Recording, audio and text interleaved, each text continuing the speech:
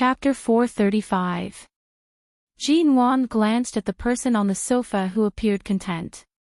She hesitated for a moment but did not wish to cause any trouble. The moment she opened the door, she prepared to leave. However, Ji Mengran had already seen her. Her gaze had already shifted in her direction. Her eyes were filled with provocation. "Big sister, are you here to look for me?" The word "big sister" caused Jean Wan's hand to pause. She calmly turned to glance at her. The others also shifted their gaze in her direction. "Miss G, is she your big sister?" one of the socialites asked curiously. This Miss G was naturally not referring to Jean Wan. "Of course. My surname is G." Coincidentally, her surname is also G. Ji Mengran glanced at Jean Wan. Her gaze was clearly mocking the fact that Jean Wan's surname did not match her original identity. Since they had already entered the conversation, it would not be appropriate for Jean Wan to leave now. She coldly glanced in their direction and walked in. Coincidentally, she only saw drinks and wine in the hall of the convention center. She didn't find any mineral water. Seeing that there was a water dispenser in the dressing room, she went over to open the cabinet below, took out a disposable paper cup, and poured herself a cup of water. "Miss G, your sister seems to be a little cold," one of the socialites spoke up again. A certain socialite spoke again. Her first impression was that Ji Mengran was a very easy person to talk to. However, this sister of hers did not even greet her after entering the door, so she instinctively thought that she was the type of person who was cold and pretentious. "Don't you know about MN Group? This year, my sister, Jean Wan, climbed to the top of the Forbes list of Chinese female entrepreneurs under the age of 25. Ji Mengran looked in Jean Wan's direction and spoke seriously. It wasn't easy to climb to the top of the list. She should at least put on some airs, right? Otherwise, how can she live up to her reputation as the CEO of MN Group? The socialite and the other young lady didn't know much about Jean Wan, and Jean Wan didn't recognize them. When the two makeup artists heard that Jean Wan was the CEO of the MN Group, their indifferent expressions became slightly more restrained. The socialite and the young lady standing by Ji Mengran sneered. "So what if she climbed to the top of the Forbes list? It's just like those award ceremonies in the entertainment industry. If you want to get a title, you just have to sleep with the investors a few more times. In a place like the business world where big shots gather, how hard is it to sleep to the top of the list?" Ji Mengran lowered her eyes and said faintly, "That's true. My sister used to run a real estate studio in High City. Later on, she moved to England. After that, she didn't have much contact with her family. I don't know which powerful person she managed to latch onto, but her company was established and her image as a strong woman in the business world was established.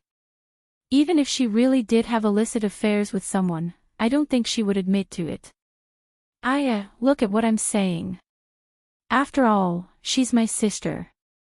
How could I say such things? This kind of thing is too common in this circle. It all depends on whether you are willing to serve a man." The socialite spoke as she glanced sideways at Jean Wan, who was standing there drinking water as if she did not take their words seriously. She then glanced at Ji Mengran. "Miss G, you have CEO Xing to support you. If you are willing to throw caution to the wind like your sister, wouldn't it be easy for you to have your own career? I'm not as willing to throw caution to the wind like her. Besides, although Brother Xing takes good care of me, it's not the kind of relationship you're talking about. Our relationship is very pure. He just takes good care of me. Why are you still being so humble? You're wearing such a large pink diamond. Pink diamonds represent pure and romantic love. Since Mr. Sheng is willing to give you this pink diamond necklace, it means that he has long been interested in you. You should hurry up and cherish this opportunity. Let CEO Xing help you build up your studio. This way, you won't be trampled on by others, a certain socialite said as she glanced in Jean Wan's direction. That's right. This kind of pink diamond isn't cheap. Besides, it's very difficult to buy it on the market. The young lady also agreed. The other two makeup artists also looked enviously at the pink diamond necklace around Ji Mingran's neck. Then, as though out of habit, they suddenly glanced at Jean Wan's neck. They saw that although Jean Wan's gown was not bad, she was not wearing any jewelry. Although her collarbone was beautiful, it seemed as though something was missing. However, the makeup artists did not dare to speak carelessly. They could not afford to offend Miss G, nor could they afford to offend CEO G.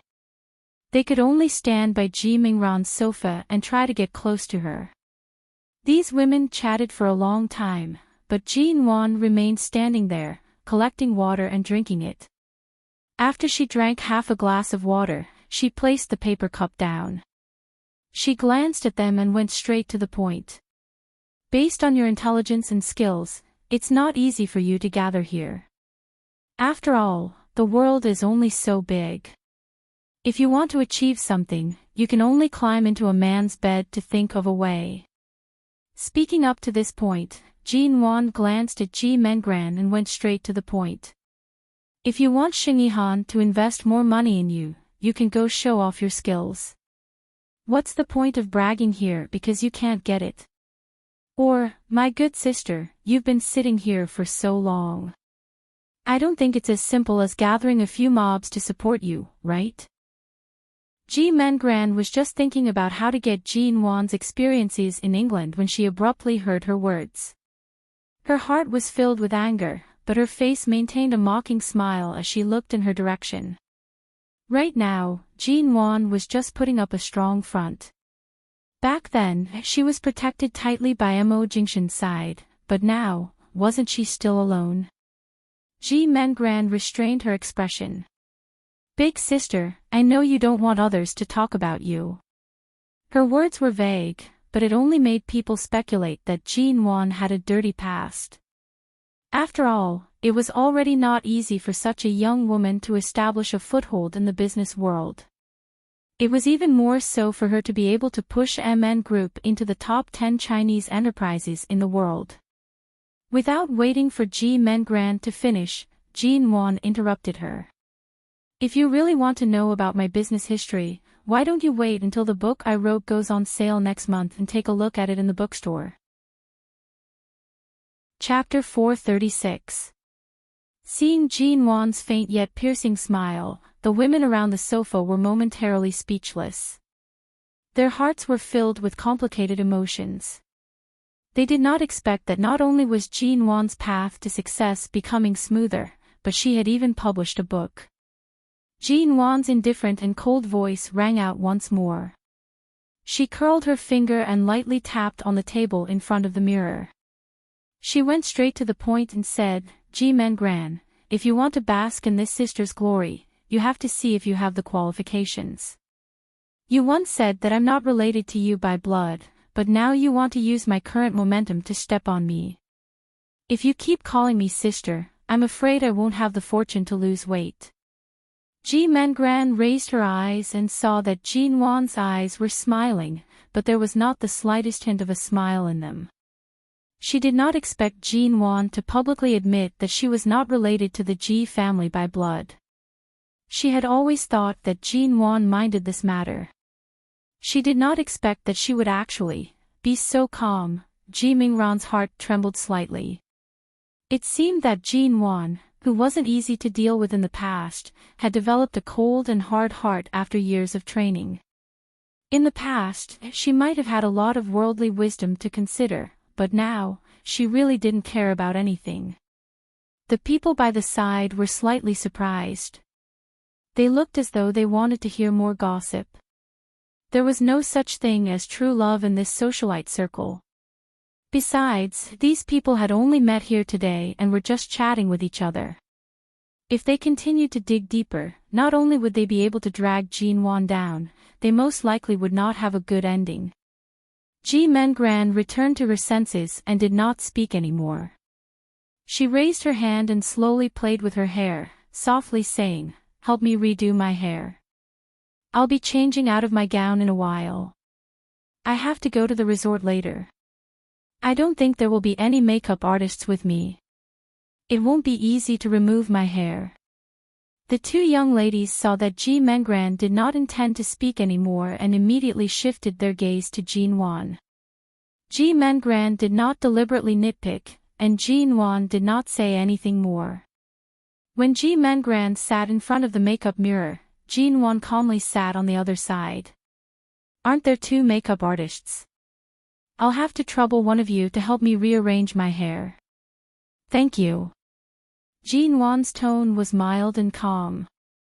The two makeup artists looked at each other, and one of them, who could tell whose aura was stronger, immediately came to Jin Wan's side. She raised her hand and helped her remove the small hairpin hidden in her hairstyle, asking, "CEOG, what do you want to do? Let's comb out the style and make it look simple." "All right." Ji Mengran saw that Jin Wan was not affected by this place at all and could even calmly ask the makeup artist to do her hair as though no one else was around. Ji Mengran glanced at her in the mirror. Jin Wan did not look at her. She closed her eyes and rested. Each of them was a mirror. Although neither of them spoke, anyone with a discerning eye could tell that Ji Mengran was more or less indignant. On the other hand, Jin Wan was unperturbed despite the wind blowing in her face. Women naturally liked to be hostile to women who stood too tall or were much prettier than them. Moreover, they were better at starting fights. They could see other people fighting openly and covertly, and they could also casually join in the fun from the side. The two young ladies by the side did not rush to fix their hair. They only touched up their lipstick in front of the mirror and casually said, "Miss G, the pink diamond you're wearing is the one that was sold for 88 million yuan at the Edinburgh auction at the end of last year, isn't it?" At that time, many people were guessing who this pink diamond would end up in. "I didn't expect it to be worn by you today. I'm so envious." Ji Mengran could tell that the two of them saw that she and Jin Wan were too quiet and wanted to talk about something. She did not mind. If it could make Jin Wan uncomfortable, she was happy to cooperate. Ji Mengran smiled as she touched the pink diamond necklace in front of her collarbone. "It's just a small diamond. You've already brought it up so many times. Even I feel embarrassed hearing it. In the future, I won't dare to wear it so casually. When Brother Sheng gave this necklace to me, I didn't expect it to be so valuable." The two young ladies were still full of envy and jealousy. The smile on Ji Mingran's face grew wider. Jin Wan, on the other hand, remained quiet. She kept her eyes closed and did not participate in any conversation. After the makeup artist fixed her hair, she asked in a low voice, "CEOG, you just drank and ate, right? Your lip makeup also needs to be touched up. Do you want to use our lipstick or the one you brought yourself?" Ji Yunshu didn't know what to say. "Use mine." Jin Wan pointed to her handbag on the table. The makeup artist nodded, walked over, and opened Jin Wan's bag. She was about to look inside and saw a nude lipstick. Just as she was about to take it out, a blue diamond suddenly fell out and landed on the table in front of the mirror, making a soft but slightly crisp sound. Jin Wan nodded. "Jin Wan, don't worry." This sound attracted everyone's attention. The makeup artist who was holding Jin Wan's handbag rushed to apologize. I'm sorry, CEOG. I didn't know you had a necklace in your bag. I'll put it away for you." However, before the makeup artist could touch the necklace, she heard a certain socialite standing by the side cry out in surprise. "This 10-carat round blue diamond." It was only then that Jin Wan opened her eyes. She saw that the makeup artist, who was about to pick up the necklace, was so frightened that she did not even dare to touch it. The blue diamond placed in the middle of the platinum necklace was shining brightly under the light of the mirror. "CEOG, I'm sorry. The makeup artist apologized profusely. "It's all right. Did you find the lipstick?" Jean-Wan asked calmly. The makeup artist nodded. "I found it. This nude one, right?" Jean-Wan closed her eyes again. She was not in a hurry to put the necklace away, nor did she touch her bag. As though nothing had happened, she continued to wait for the makeup artist to touch up her makeup. However, the others in the dressing room were clearly not as calm as Jean-Wan. Chapter 437. The other socialite was also shocked and couldn't believe it. Really? Could it be fake? How could it be fake? Look at the blue diamond. It's not polished at all. It's a pure round diamond. Look at its purity. Based on our research on diamonds, we can tell it's real at a glance. She took a look at Jean-Wan in surprise and lowered her voice to say, "This blue diamond shocked the whole world's jewelry industry. My family is in the jewelry business. At that time, my father wanted to go abroad to observe it, but he didn't even have a chance to take a look at it before it was already owned by someone. I didn't expect it to be in her hands now." Jean-Wan's eyes widened in surprise as she looked at Jean-Wan. The two socialites lowered their voices, but in this large dressing room with only the sound of air conditioning, their voices were particularly clear. At this moment, the two makeup artists standing behind Jean-Wan and Mengrand did not dare to speak carelessly. The one standing behind Jean-Wan's hand was still trembling because she had accidentally touched the blue diamond earlier. Jean-Wan knew the value of the blue diamond, but when grandfather Mo handed it to her, she didn't expect it to be so valuable. She looked at the round diamond on the table that was emitting a light blue glow and somehow felt that she had underestimated it when she guessed it was worth hundreds of millions of yuan. This kind of FL-level diamond that could cause a sensation in the global jewelry industry was hard to come by even in 1,000 years. On the other side, Ji Mingran's face was so bad that it couldn't be described as ugly. While no one was paying attention, she raised her hand to pull off the pink diamond necklace around her neck and threw it into her bag. Then she glanced sideways at Jean-Wan's blue diamond and was so angry that her teeth itched. Although she had never heard of this blue diamond, she could immediately guess how this diamond fell into Jean-Wan's hands from the discussion of these two high-city socialites and the time they said this diamond would be introduced to the world. It was Mo Jingshan. It was the Mo family. Thinking of this, Ji Mengrand clenched her bag even tighter. She thought she had learned enough forbearance in front of Xing Yihan after experiencing so many things outside, but she didn't expect that in front of Jean-Wan, she would still be so unreconciled. As they left the dressing room, Ji Mengrand deliberately walked by Jean-Wan's side.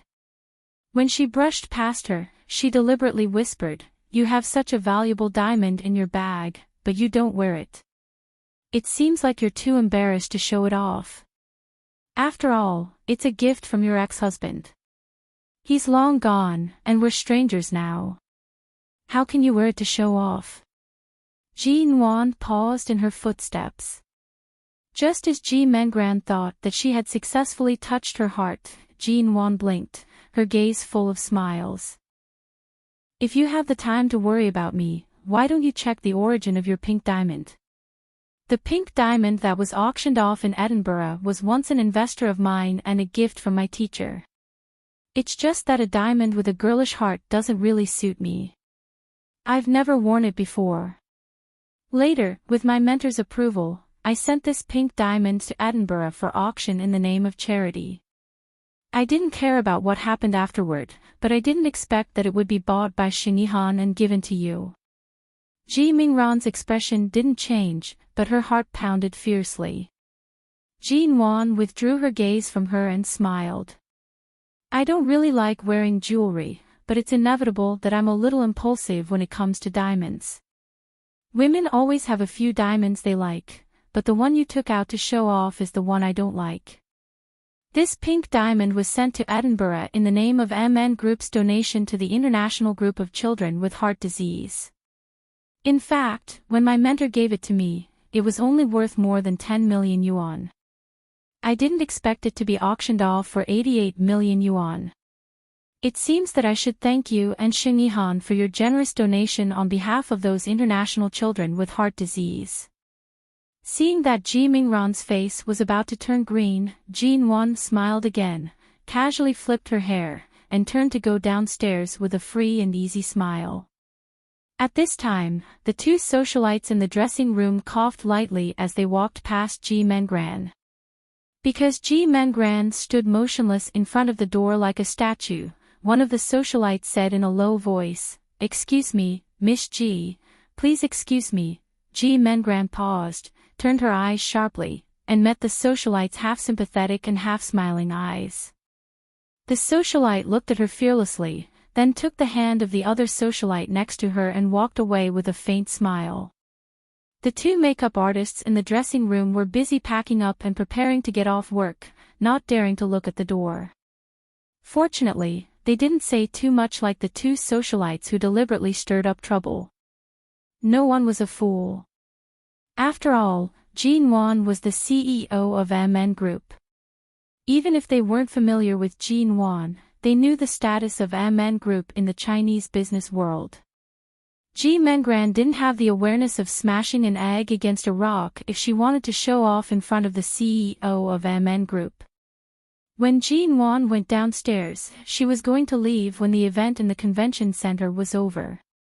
However, the organizer, the director, and the provincial leaders directly invited the distinguished guests to stay at the seaside resort for 2 nights, and there were already dozens of cars waiting outside. Everyone was here, and it seemed that no one wanted to leave, so Jin Wan didn't want to leave alone, so she got in the car with them. This so-called seaside resort was actually an outdoor entertainment venue specially prepared for the rich. It was a huge resort that stretched as far as the eye could see, so it must have invested a lot of money. The ground was covered with green lawns, and it was said that there were many fitness and entertainment venues behind the holiday villa, including huge indoor and outdoor golf courses.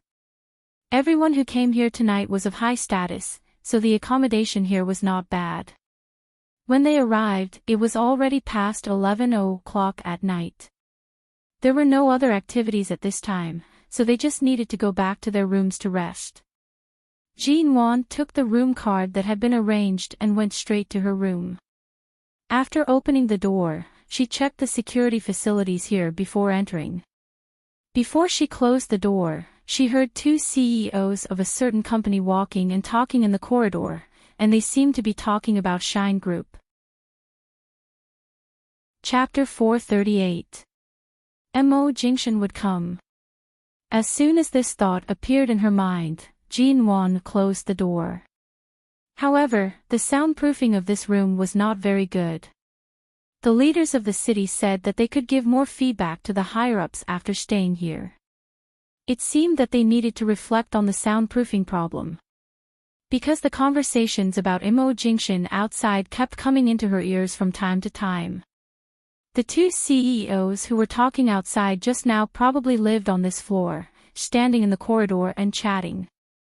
For example, they talked about how they could deepen their cooperation with Shine Group and how they could have more suitable contact with CEO Mo without being too awkward. They also talked about how the Mo family had always been low-key. Mo Jingshan rarely appeared on the news, and no media dared to touch the tip of the knife.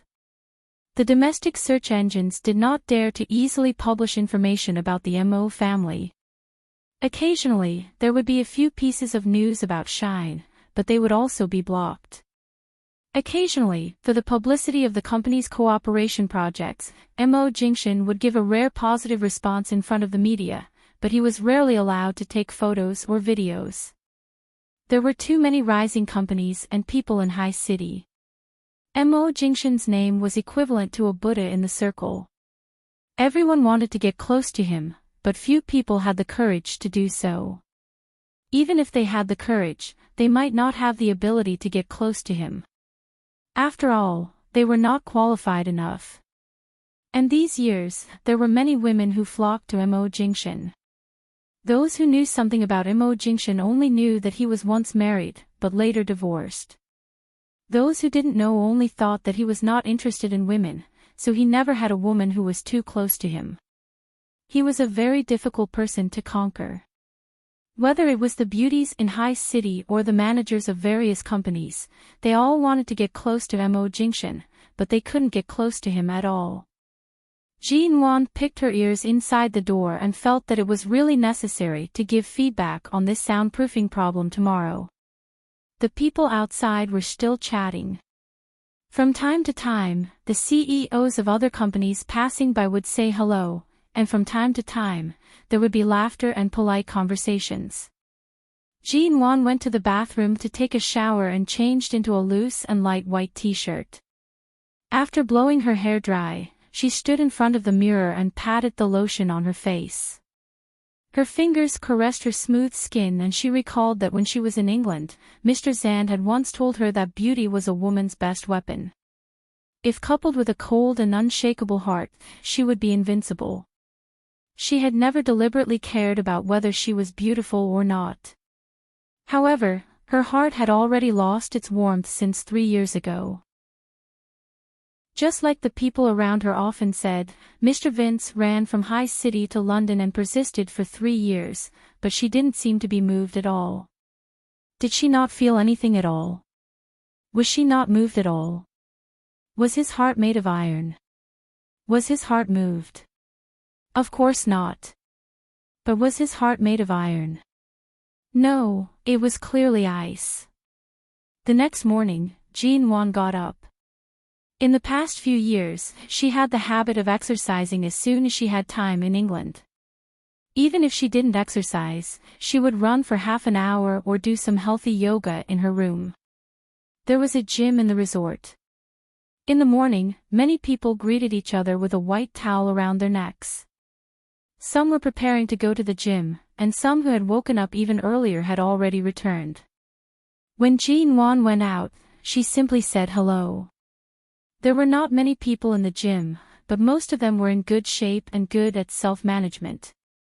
When those people saw Jean Wan, they stopped to say hello to her.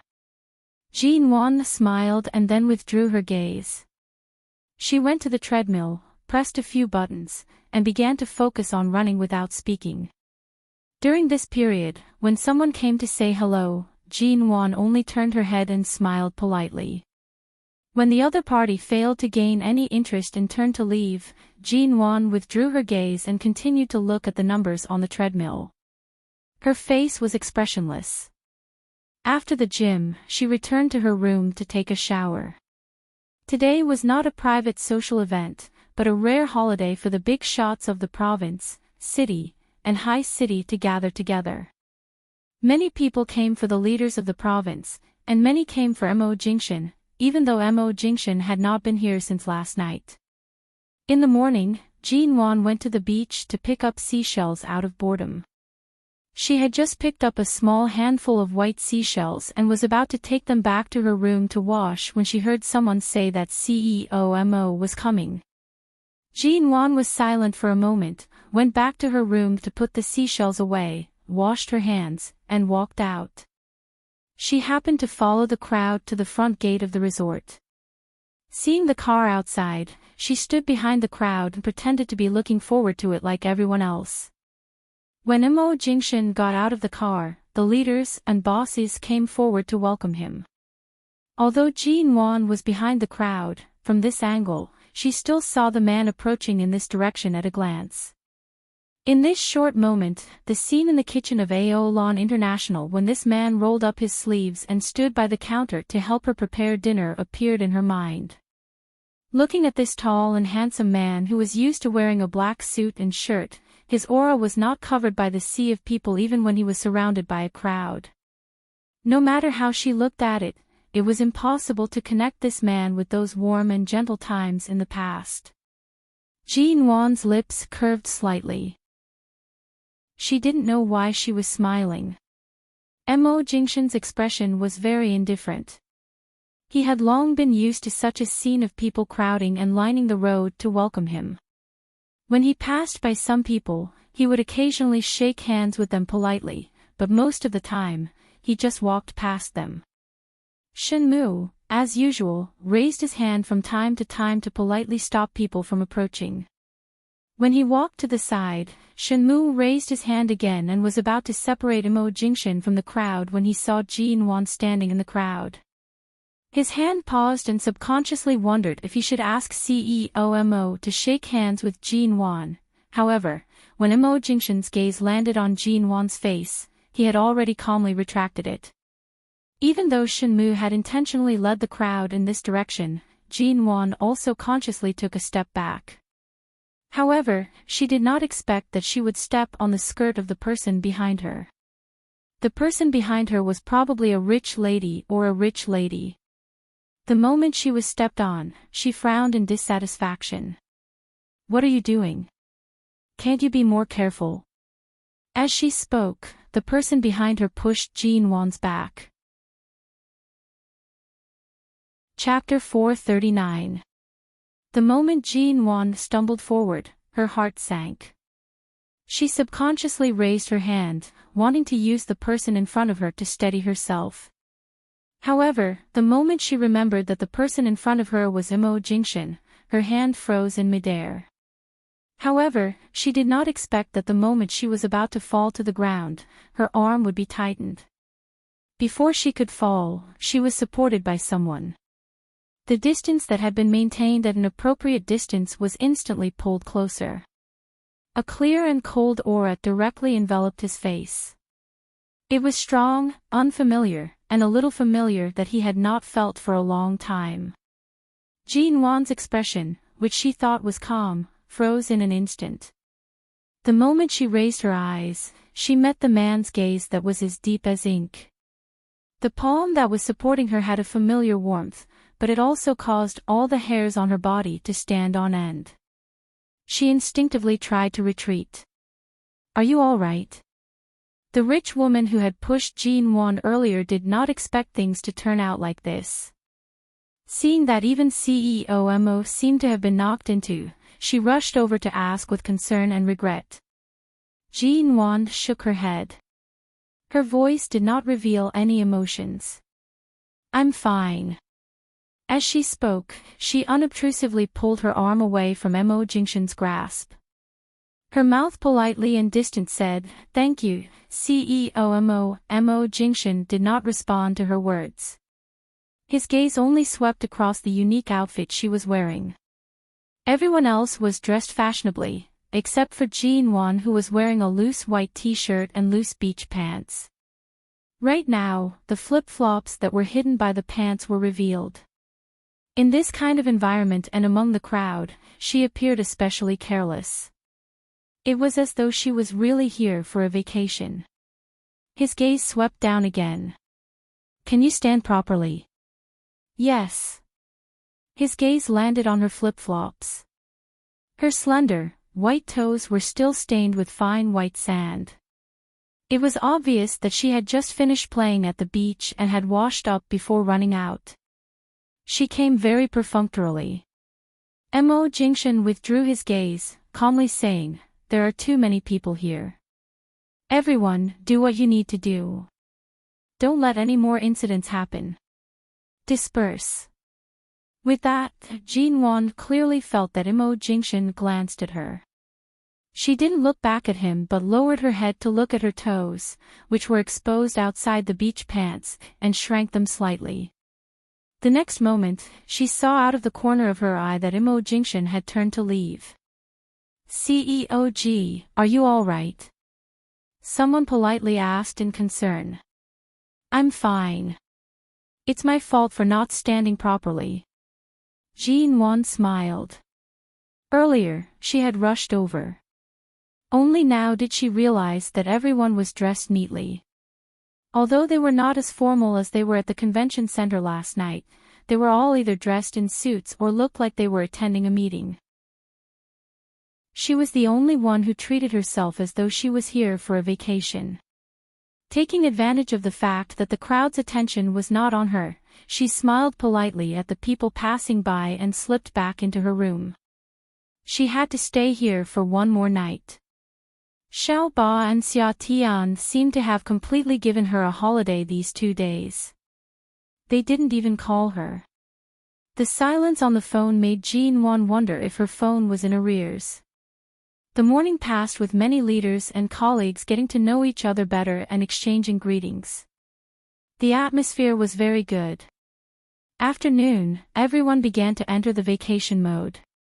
One of MN Group's partners, who had been working with MN Group for 2 years, found Jean Wan on the beach and said with a smile, "CEOG, you're really on vacation.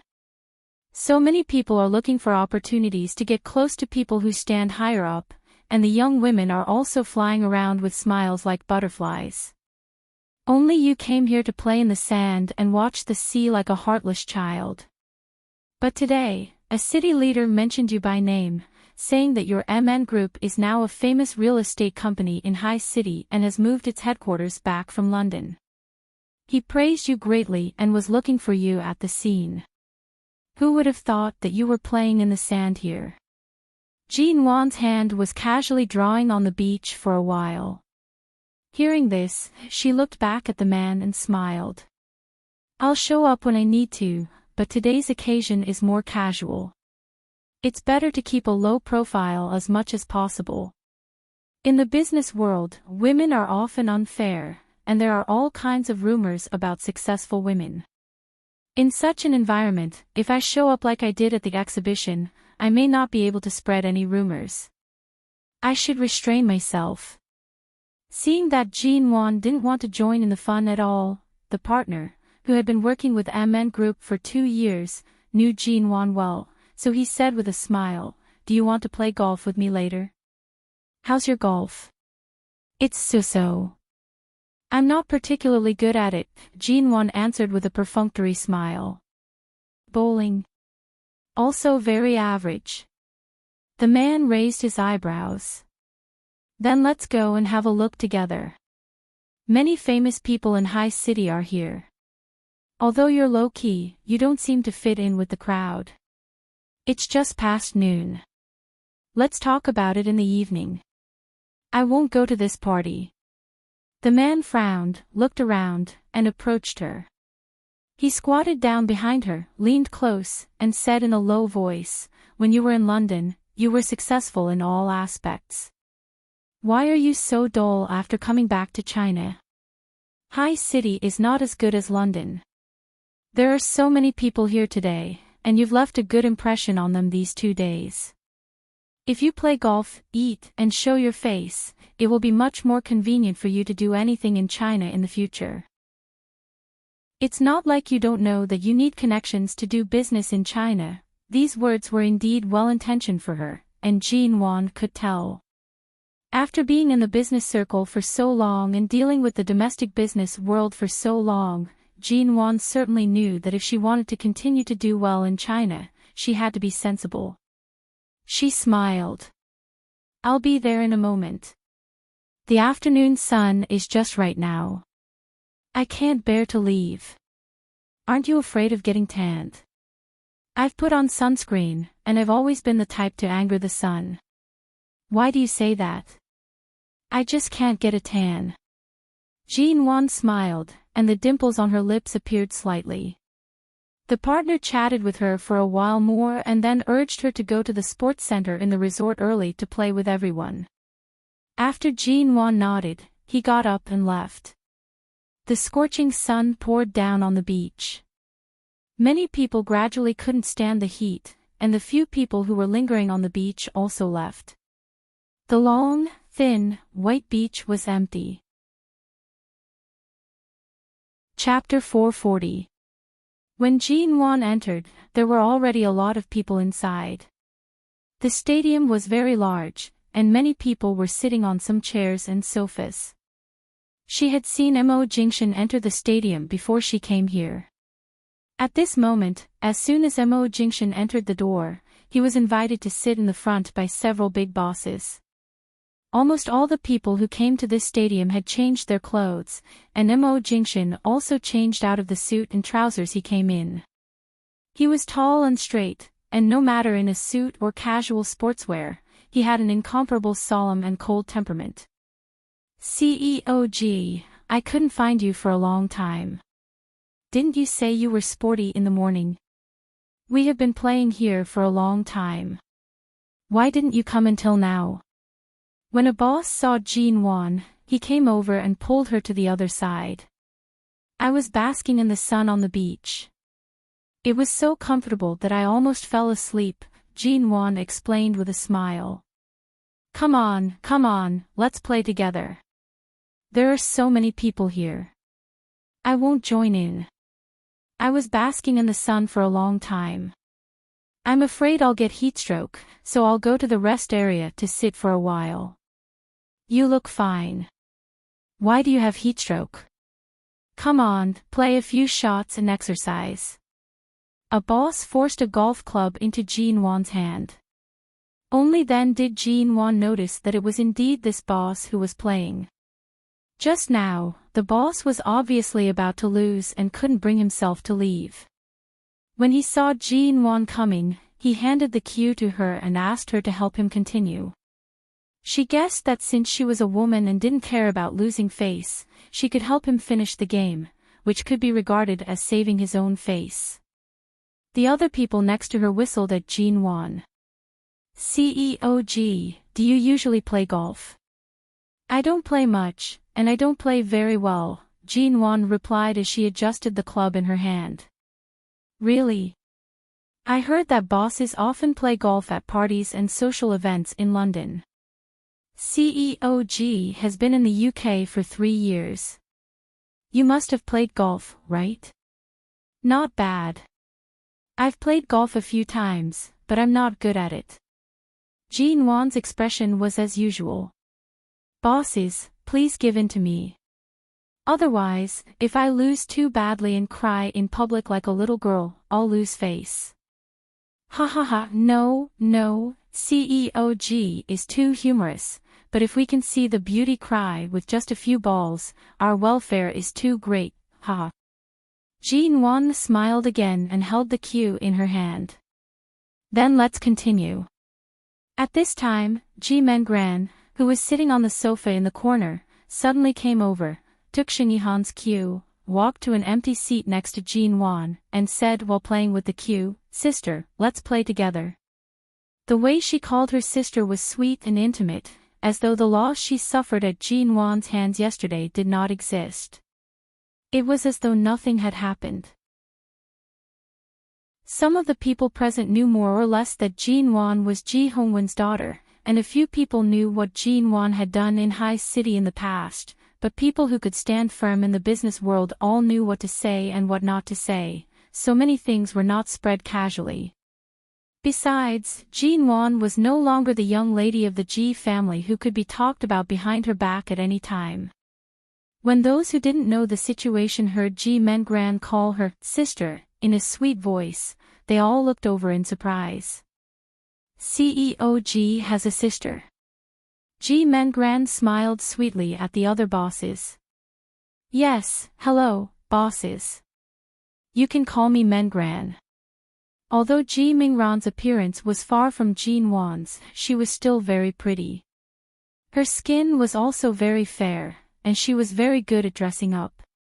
She showed off her good points, and when she smiled, she had the capital to be seductive.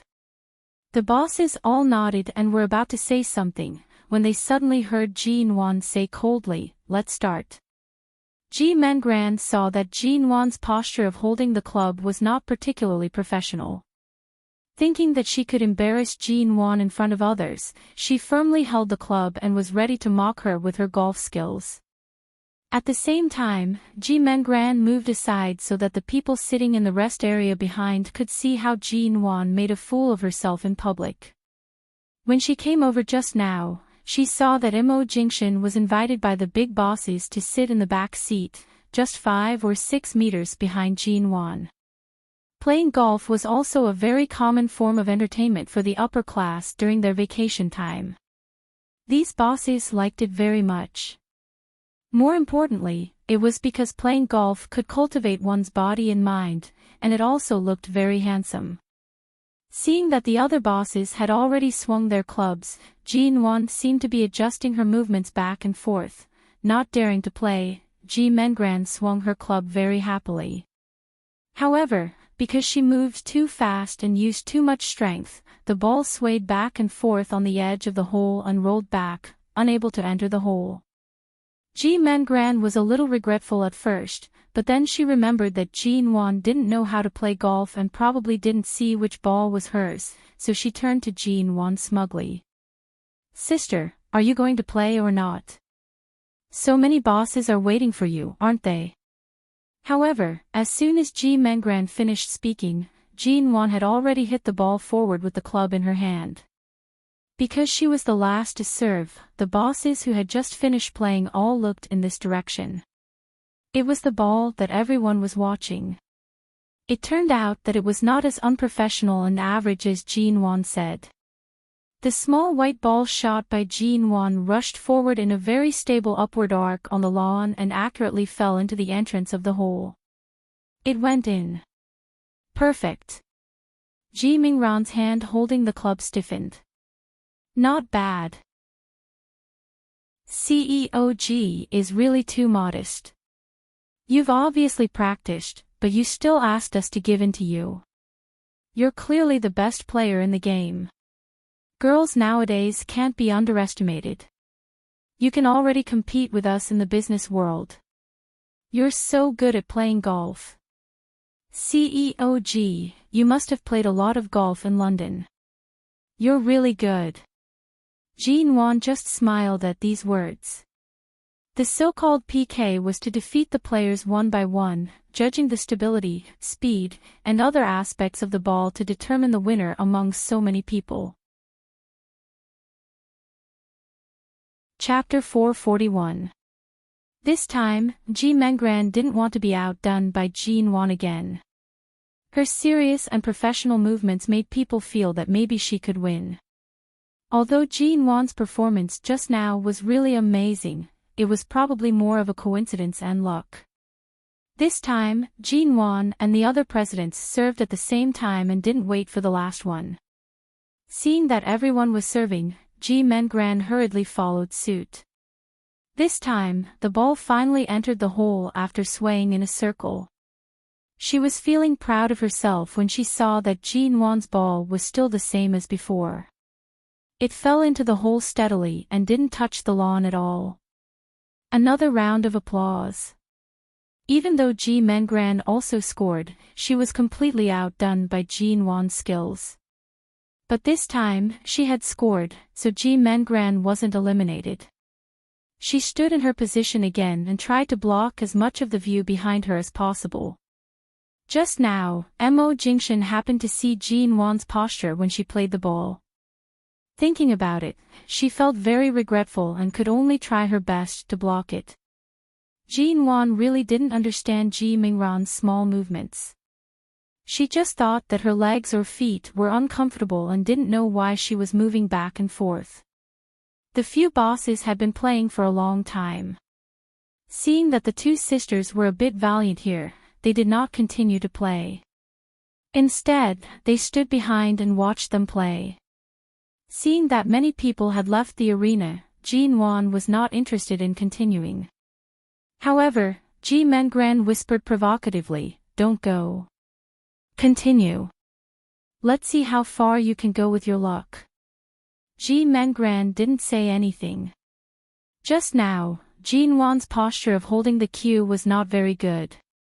Obviously, she didn't know how to play.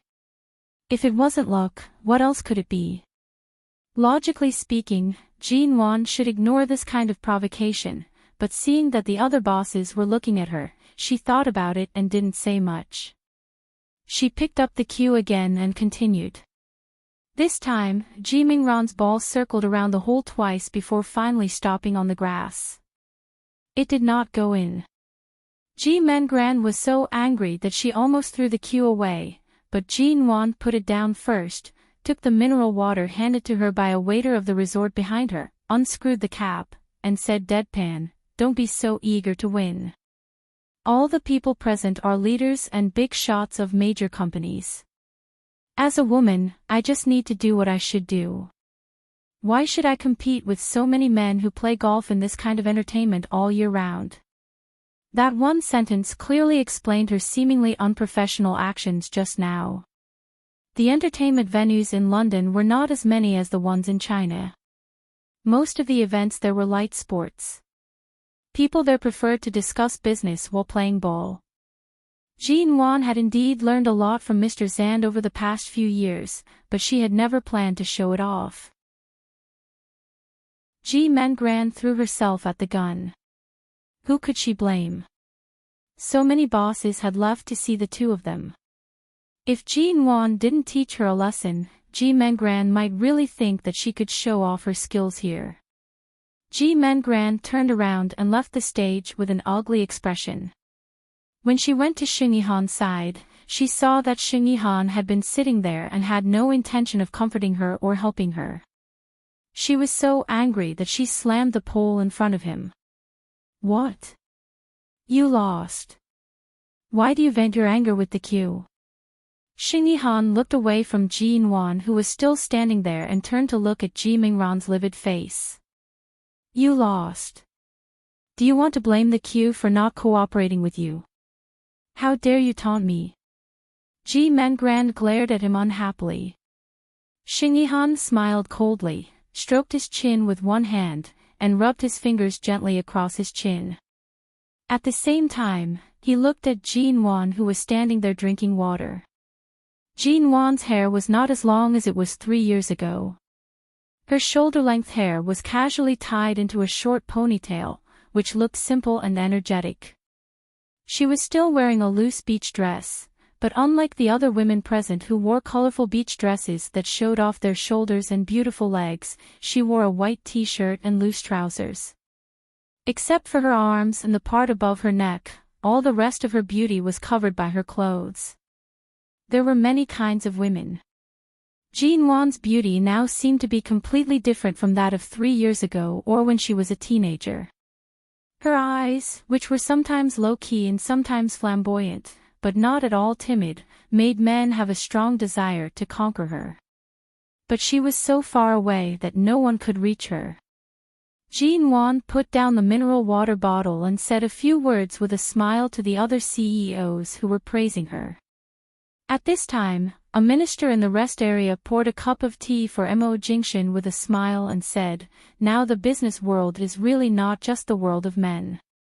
A young woman like CEO G is also very outstanding." Mo Jingshan calmly looked in that direction and casually picked up the teacup. He seemed to be deep in thought, but also seemed to be indifferent as he looked at the smiling woman in the crowd. Seeing that Mo Jingshan's eyes rarely stayed on a woman for so long, the minister thought he was interested in this CEO G, so he immediately continued the topic. "It hasn't been long since I took office in High City, so I don't know much about the local affairs in High City. I heard that CEO G was also from High City, but I don't know which family she is from. I'm also very curious about her experience. She has achieved so much before she is 25 years old. She's really extraordinary." Seeing that Mo Jingshan just sipped the tea in the cup calmly and didn't seem to be annoyed by his words, the minister felt it was reasonable and said, "CEO Mo, have you ever met CEO G? After 1.5 years, you will reach the age of independence. No matter how busy the Shine Group is, you should get married and have a family. How lonely it is to be single all the time. How about we find someone to introduce you to? I think CEO G is very good. If CEO G knows how you feel about her." Mo Jingshan put down the teacup casually, as if he didn't hear the minister's flattering words and the topic just now, and said flatly, "Let's continue talking about the Ministry of Construction and the large stadium." Chapter 442. As the conversation continued, Mo Jingshan calmly sipped the tea in his cup. His gaze had already shifted away from Jin Won. At the same time, Jin Won turned to look at the rest area. Seeing that there were still a few empty seats, she was about to go over, when a boss next to her suddenly invited her to sit in the rest area with more empty seats. Jin Won turned to look over and saw Mo Jingshan sitting in the middle with the minister of a certain agency. No wonder there were few people in that row. With Mo Jingshan there, many people didn't dare to get too close to him even if they wanted to. Didn't you see CEO Mo sitting there? I won't sit there. We're all strangers. It's embarrassing to sit too close to him, Jin Won said. What's there to be embarrassed about? When CEO Mo first arrived, you almost fell, and CEO Mo helped you up. It's no wonder we got to know each other. Jin Won, seeing that she couldn't refuse, although Jin Won had thousands of ways to refuse, in this situation, she still had to stay in High City, and she couldn't do as she pleased. When she sat down with the other CEOs, the minister who was talking to Mo Jingshan suddenly took a meaningful look at Jin Won and smiled at her. CEO G, you were really valiant and handsome when you played golf just now. Minister, you flatter me. Hey! How many girls here can be as beautiful and talented as you? The director looked at her with a smile and began to introduce politely, this is President Mo. You should know him, right? Jin Won calmly turned to look at Mo Jingshan, who was only a sofa away from her, and smiled at him. CEO Mo, how could I not know your name? Mo Jingshan also took a look at her. His eyes were indifferent and emotionless, but his ink-black eyes were darker than the stars in the night sky. Those who had dealt with Mo Jingshan knew that he rarely paid attention to people he didn't know, and he didn't show much affection to strange women, even if the other party was a manager of a company.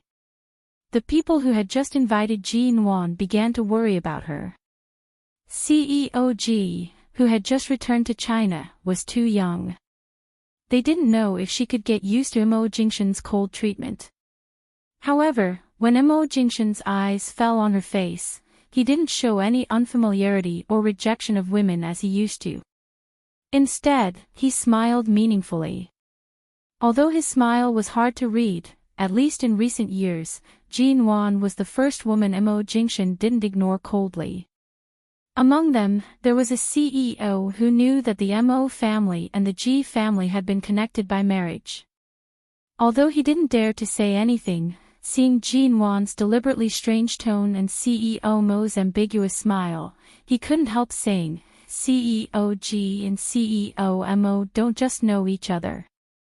As soon as she said this, the people around her all looked at Jin Won in surprise. Mo Jingshan was not affected by her words but still looked at Jin Won. His eyes made it hard to guess whether he was going to take advantage of the situation to expose their relationship or simply treat them as strangers like Jin Won. Looking into Mo Jingshan's eyes, Jin Won calmly smiled, casually played with an empty teacup on the table, and said flatly, that's true. Although it's rare to see a big shot like CEO Mo, we've all met in High City. Back then, when our company was just a studio, we had some interactions in High City, but we didn't have many interactions. I guess CEO Mo is so busy that he has long forgotten such a small figure like me. A minister immediately echoed with a smile, CEO G is so beautiful that no man can forget her. No matter how busy CEO Mo is, he must have some impression of CEO G. Don't you think so, CEO Mo? Mo Jingshan didn't respond but glanced at Jin Won. Jin Won kept smiling calmly as if she was meeting a big shot. She was sensible and well-spoken. Finally, the smile on Mo Jingshan's lips deepened, and his tone seemed to be controlling something. It was as though he could easily control someone's lifeline, causing their breathing rate to slow down. He unhurriedly and heavily said, CEO G. It was just a short word. He seemed to be playing with the word, questioning something, and admitting something. His indifferent eyes and incomprehensible tone made it hard for people to figure out CEO Mo's real thoughts. However, since he called Jean Wan CEOG, there must be something special about Jean Wan. Otherwise, given Mo Jingshan's temperament, he wouldn't even look at her at this moment. Someone who almost spilled the beans in the back didn't know what was going on between the two of them. However, seeing Jean Wan and Mo Jingshan acting like strangers, he thought he'd better not talk too much, so he just kept quiet and quietly changed his seat to avoid getting himself into trouble.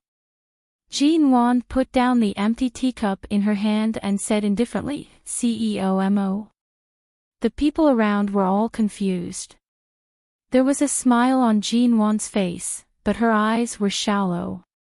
In the past 3 years, Mo Jingshan had become more taciturn and indifferent, but Jean Wan had become open-minded and casual. After all, before returning to High City, she had thought that High City would not be as peaceful as London, but since she had decided to come back, there was no need to be afraid. Just like now, whether the past was to be uncovered or hidden, at worst, she would just bury it. No matter what happened, she would accept it calmly. Mo Jingshan looked at her indifferent and even smiling eyes, and after a while, he said in a tone as polite and alienated as her. Obviously, he respected the path she had chosen and said flatteringly, "You play well." Jean Wan's smile was dimpled and her eyes were glistening. Her voice seemed to contain a bit of flattery to him, but it was precisely because of this flattery that the distance between them seemed to widen. "Thank you for your praise, CEO Mo.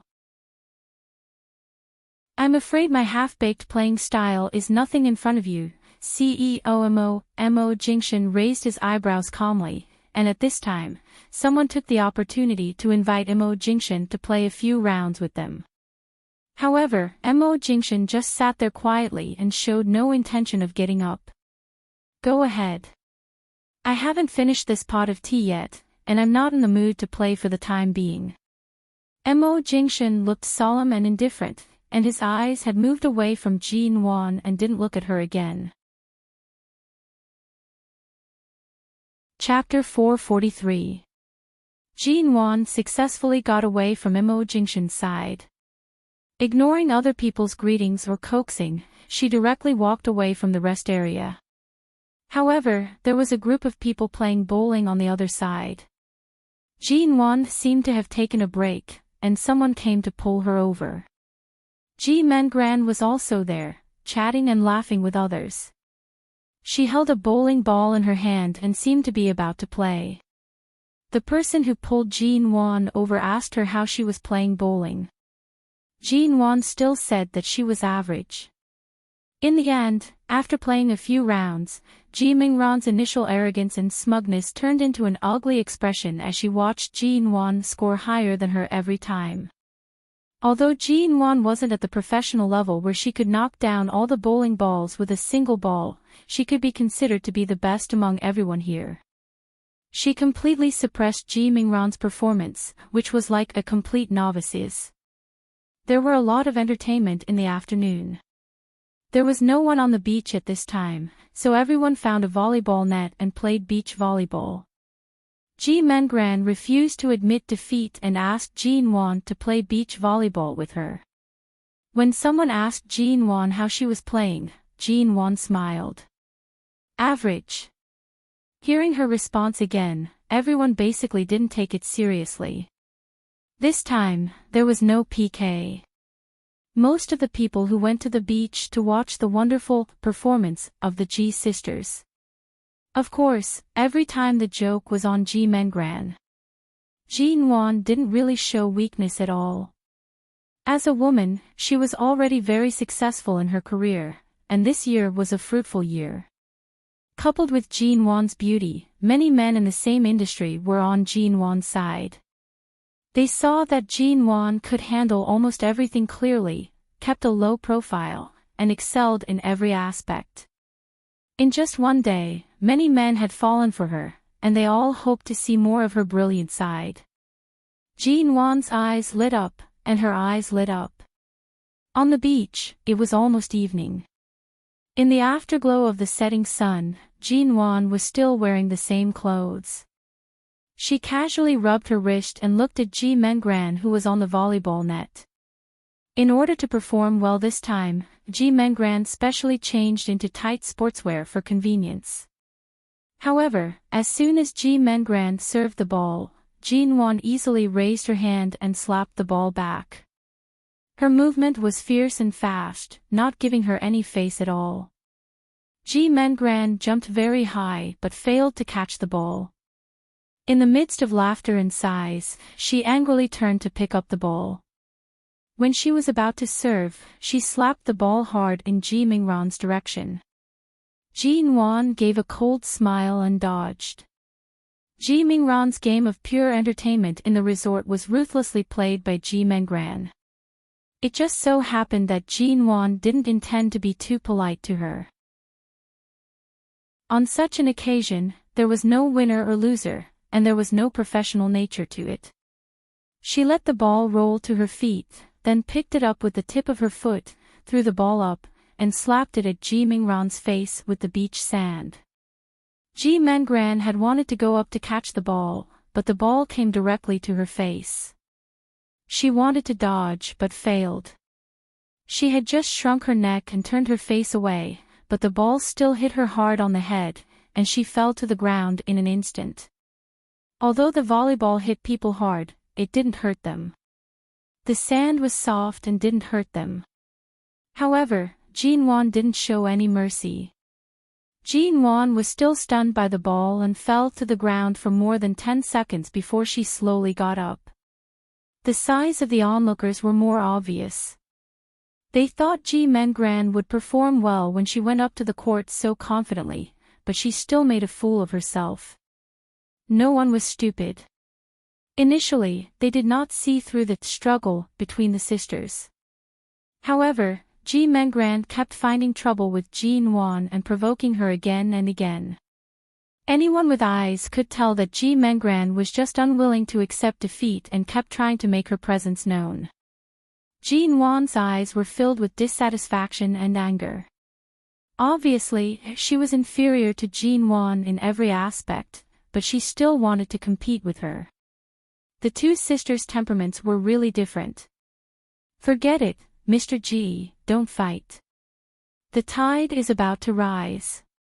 The people on the beach should withdraw. There's really nothing to see. It's boring. Let's go."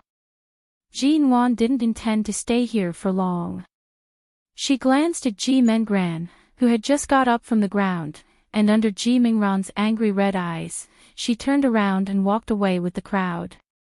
When she returned to the gym, many people had gone back to their rooms to rest. There were not as many people in the gym as a few hours ago. Jean Wan wondered if she should go back to her room to rest. Anyway, she could leave after one more night. She just needed to write some feedback and suggestions about the resort in the name of MN Group.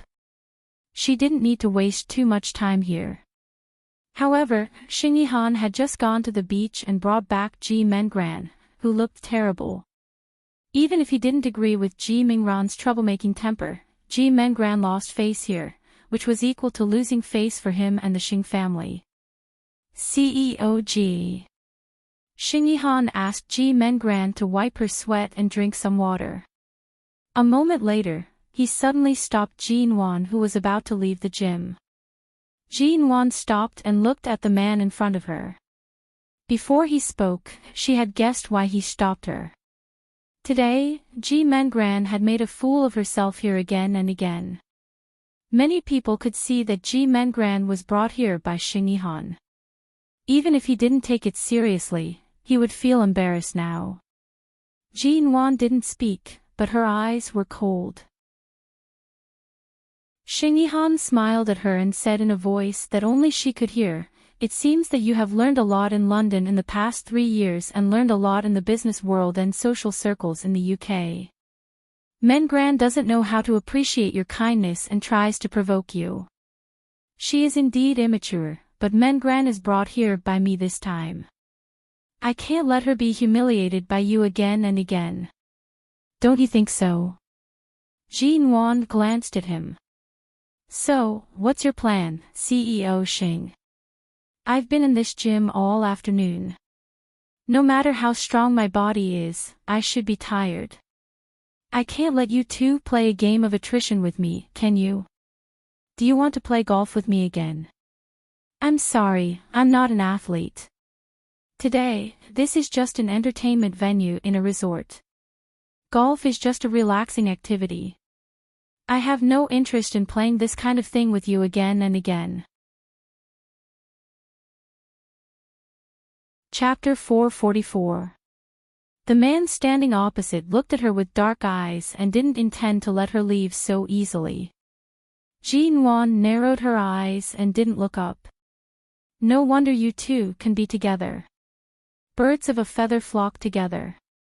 You two are definitely the scum of the scum. Xing Yihan didn't get angry at her sarcasm at all.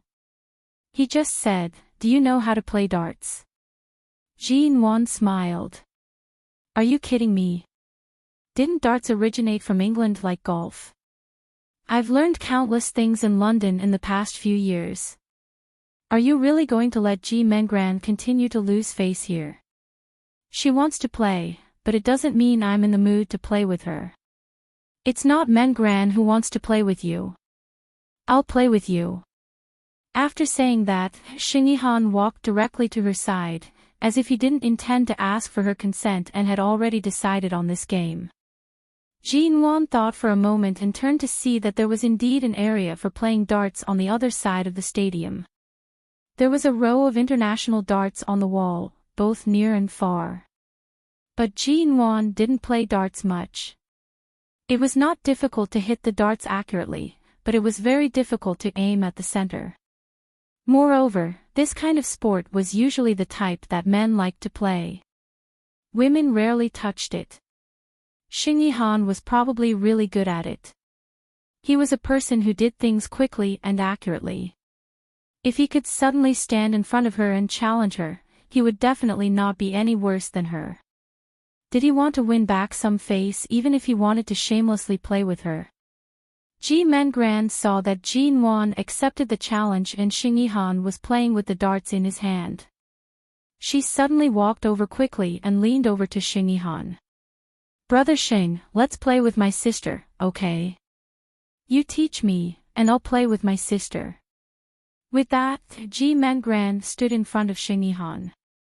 There was no special emotion in Xing Yihan's eyes. When he saw Ji Mengran come over again, there was finally a flash of disgust in his eyes. He saw Jinwan playing with those darts and didn't seem to be afraid, but from what he knew of Jinwan, he knew she was really not good at it. Then, Ji Mengran insisted that he hold her hand to shoot the dart. It was obvious that Ji Mengran wanted to show off her love in front of others and save some face. After thinking for a moment, Xing Yihan put the dart in Ji Mengran's hand, stood behind her, held her shoulders and hands, and taught her how to play the dart. Shall we start? Xing Yihan turned to Jinwan who didn't seem ready and asked. Jinwan picked up a dart at the same time and didn't even look at him. She stood where she was, looking for an angle, and answered coldly, "Suit yourself." She didn't want to come over, but there were so many onlookers here today. Even if she was going to lose, she couldn't have stage fright. Besides, Ji Mengran had made such a big scene, and Jinwan couldn't just leave like that. As soon as Jinwan finished speaking, Xing Yihan held Ji Mengran's hand and threw the dart forward. It could be seen that he was indeed a veteran, and he did live up to Jinwan's evaluation of him as fast, fierce, and accurate. He shot the dart forward at a very precise angle, but in the end, because Ji Mengran's hand was between his hand and the dart, and because of Ji Mengran's imperfect coordination, when the dart hit the dartboard, it was still a little bit away from the center of the dartboard, which was equivalent to the position of 9 rings. It was a very good result for him to play darts with a novice. Occasionally, there were sparse applause around, but more people sighed disapprovingly. Not to mention how shrewd and cunning Xing Yihan was in the business world, he was also a man of few words but couldn't be easily provoked. It was rare to see him with a female companion here, and it turned out to be CEO Ji's sister. Ji Mengran provoked CEO Ji in every way, and now even Xing Yihan, who was usually calm and collected, was supporting her sister. Many men couldn't bear to watch such a cooperation between a man and a woman, and they couldn't wait to help Jin Wan shoot this dart. This kind of event, which was not very suitable for women, was making things difficult for her. If Jin Wan showed any expression of needing help, there would definitely be men who couldn't bear to watch it and went to help her, but Jin Wan didn't look helpless, nor did she have stage fright, so the men who had seen all kinds of wonderful performances this afternoon didn't dare to go up, lest they would be redundant if she really knew how to play darts. Great! After shooting a dart, Ji Mengran leaned in Xing Yihan's arms excitedly. Brother Xing, can we shoot the middle ring? Xing Yihan didn't look at her but turned to look at Jin Wan, saying, let's talk about it after she shoots it. Ji Mengran also turned to look at Jin Wan, raising her eyebrows and waiting for her to make a fool of herself. Jin Wan ignored them, holding the dart and looking at the dartboard in front of her. She had learned a lot from Feng Ling. Although she had only learned shooting from Feng Ling for a few hours, she didn't feel too dizzy with this kind of dartboard, but she was really not very good at shooting. Finally, Jin Wan threw the dart. There was no miracle in this kind of thing. After all, she was really not good at it. The dart hit the fifth ring. Although it was very stable, it was 4 rings away from the center, which was enough to show that she was really not good at shooting. Ji Mengran took the opportunity to say excitedly, Brother Xing, it's our turn. At this moment, the winner had been decided. Xing Yihan just wanted to dampen Jin Wan's spirit and didn't intend to continue. But at this time, Ji Mengran had picked up the dart, grabbed his hand, and insisted on shooting again. Jin Wan still stood calmly by the side, not showing any expression of chagrin or shame because of the failure just now. It was fine to play with this thing. For a novice like her, there was no difference between winning in 1 round and winning 2 out of 3 rounds. But Ji Mengran insisted on continuing, and Xing Yihan couldn't refuse her in public. He just took a look at Jin Wan, held Ji Mingran's hand, and shot the dart forward. This time, Ji Mengran didn't follow and let Xing Yihan do the work, so the dart hit the middle of the ring. It was a very perfect dart. At this time, the applause was relatively warm, and there were many boos in the crowd. This dart hit, and Xing Yihan took a step back and didn't continue to hold her, but Ji Mengran felt very proud and turned to look at Jin Wan. Seeing Jin Wan pick up another dart, Xing Yihan watched her movements and asked, Do you need my help? CEO Ji. Chapter 445. At this time, the crowd also raised their voices, most of them asking Jin Wan if she needed help. Jin Wan didn't answer. For some reason, the crowd behind her suddenly quietened down. At the same time, she sensed the change in Xing Yihan and Ji Mingran's expressions. Jin Wan paused. Before she could react, she suddenly sensed that someone was approaching from behind. When the person behind her approached her, he directly held her shoulders. At the same time, a familiar yet strange scent lingered around her. Jin Wan stiffened, but the man's hand had already reached over from behind, holding her wrist and helping her to adjust her angle. His clear, low voice suddenly rang by her ear, Don't be nervous. She didn't need to look back. She knew this person was Mo Jingshan. Even though 3 years seemed to be as far as the Milky Way between the two of them, as long as he got close, his scent, his aura, and his voice were enough for her to recognize who he was without even turning her head. Seeing Mo Jingshan, who had been sitting quietly in the rest area, come over and help Jin Wan, Ji Mengran clenched her teeth hard and clenched the dart so hard that her fingers turned white. Jin Wan wasn't nervous, but Mo Jingshan's breath suddenly surrounded her, and there were so many people who dared to speak carelessly and looked at them quietly.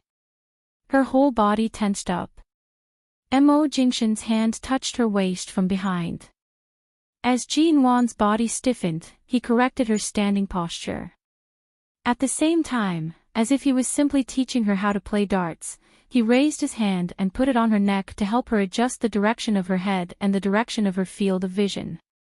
His other hand, which had been holding her wrist, moved up, and his broad, warm palm held her whole hand. Look at the dot in front. You don't need to twist your body so hard. You can't play darts with just strength. In addition to accuracy, you also need to calm down. The man's voice was almost close to her ear.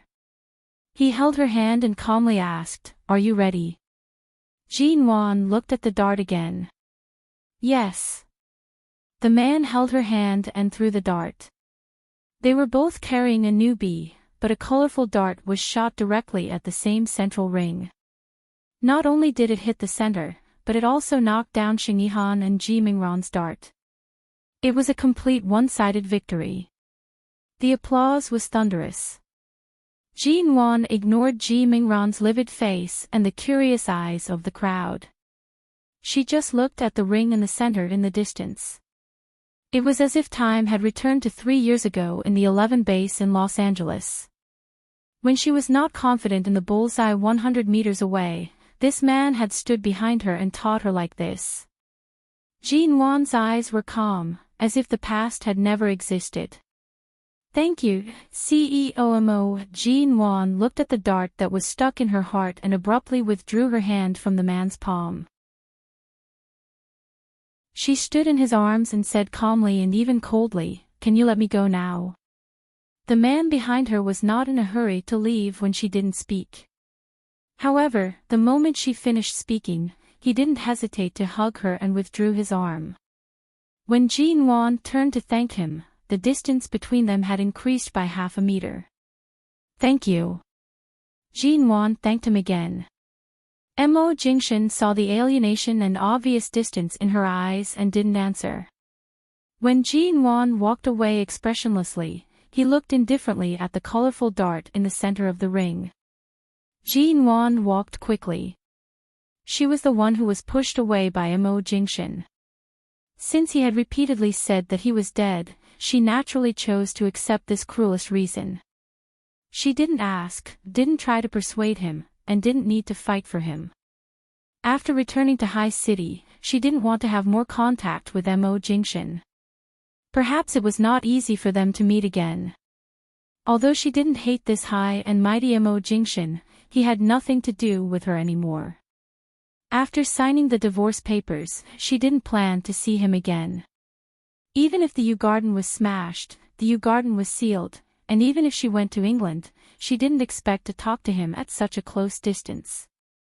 Jin Wan went straight back to her room. When she entered the room, she found that she was sweating all over.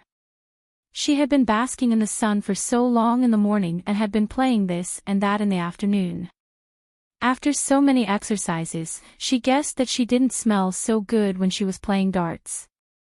Then she thought of the scene just now, the uproar of the people around when they saw Mo Jingshan holding her to help her, and Mo Jingshan's calm and indifferent eyes from beginning to end. Reuniting after a long time might be exciting, but Jin Wan didn't want to mention it. Jin Wan entered the bathroom and stood under the water to take a bath. The water was warm. Since 3 years ago, when she almost lost her life in the air conditioning and cold water because of a high fever in that hotel, she had almost never taken a cold bath again. She rarely touched cold water, and no matter how hot the weather was, she would never take a sip of cold water. Because of this, her body was much better. Now when she occasionally had her period, she didn't have that kind of sharp pain in her belly. After the bath, it was already 7:30. It was summer, and the sky had just darkened, but it was not completely dark yet. The resort was still very lively. In recent years, many of these successful people in High City were very young, unlike the scene she was familiar with in the past where there were all kinds of 45-year-old uncles with beer bellies all over the world. Some people were barbecuing in the area on the beach where barbecue was allowed. Many people were drinking and chatting, and it was very lively. Jean Wan's room was on the second floor of the holiday villa, which had a huge balcony.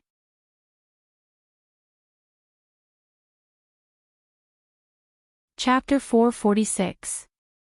Seeing Jean Wan sitting on the balcony from a distance, Shenmue smiled, raised the kebab in his hand, greeted Jean Wan, and motioned for her to come down and eat with them.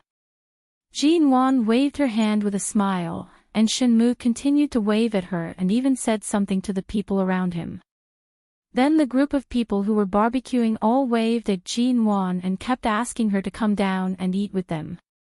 Jean Wan wanted to say that she had just taken a shower and that she would smell of barbecue if she went down to eat barbecue, but everyone was so enthusiastic. She had just returned to China and needed to socialize with others. She couldn't be too unsociable, so after thinking for a while, she turned around, took a thin coat, and went out. It was hot, but the sea breeze at night was still a bit chilly. As soon as Jean Wan went over, she was stuffed with a handful of barbecued kebabs. After saying hello to everyone, Jean Wan sat on a bench and chatted with the passers-by from time to time. Shenmue leaned over, sat beside Jean Wan, and gave her a newly opened can of beer. "Do you want some?" "I rarely drink cold beer in recent years." Shenmue nodded and didn't insist. He took the wine back and took a sip. Then, as he ate the meat skewers, he looked at the endless sea in the dark night and said faintly, "Time really flies. In the blink of an eye, 3 years have passed just like that. I really didn't expect him." He paused. "I really didn't expect CEOG to have changed so much. The last time we met on the plane back home, I thought that everything seemed to have returned to 3 years ago and nothing had changed. But now, I have to admit that you are really different from before."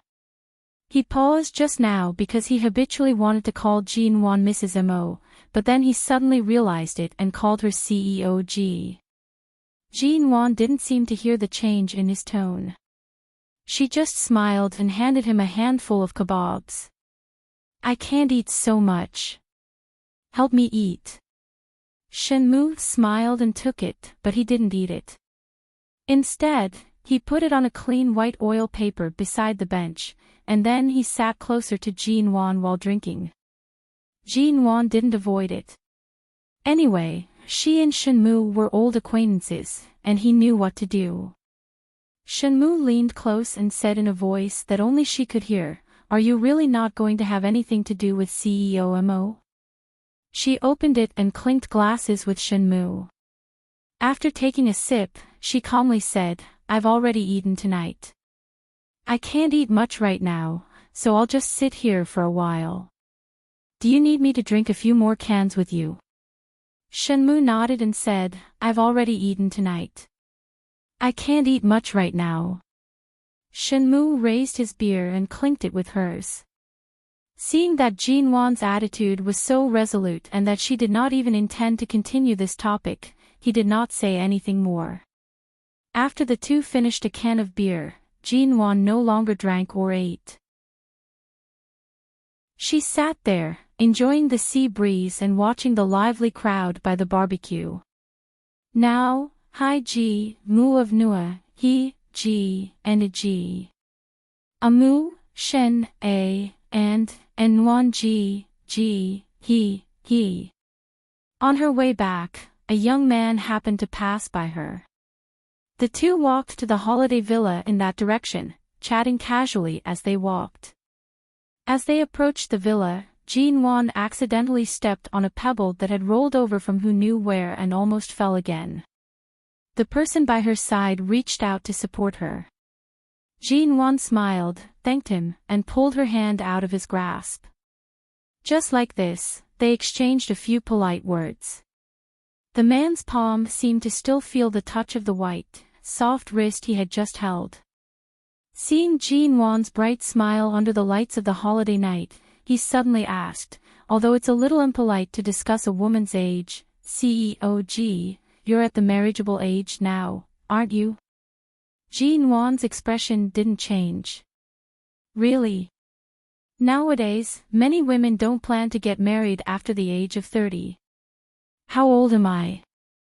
How can I be considered marriageable? I haven't heard that CEOG has a boyfriend.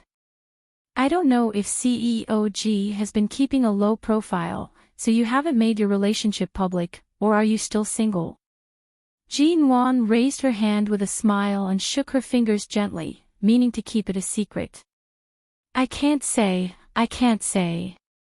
Do you really have a man you like?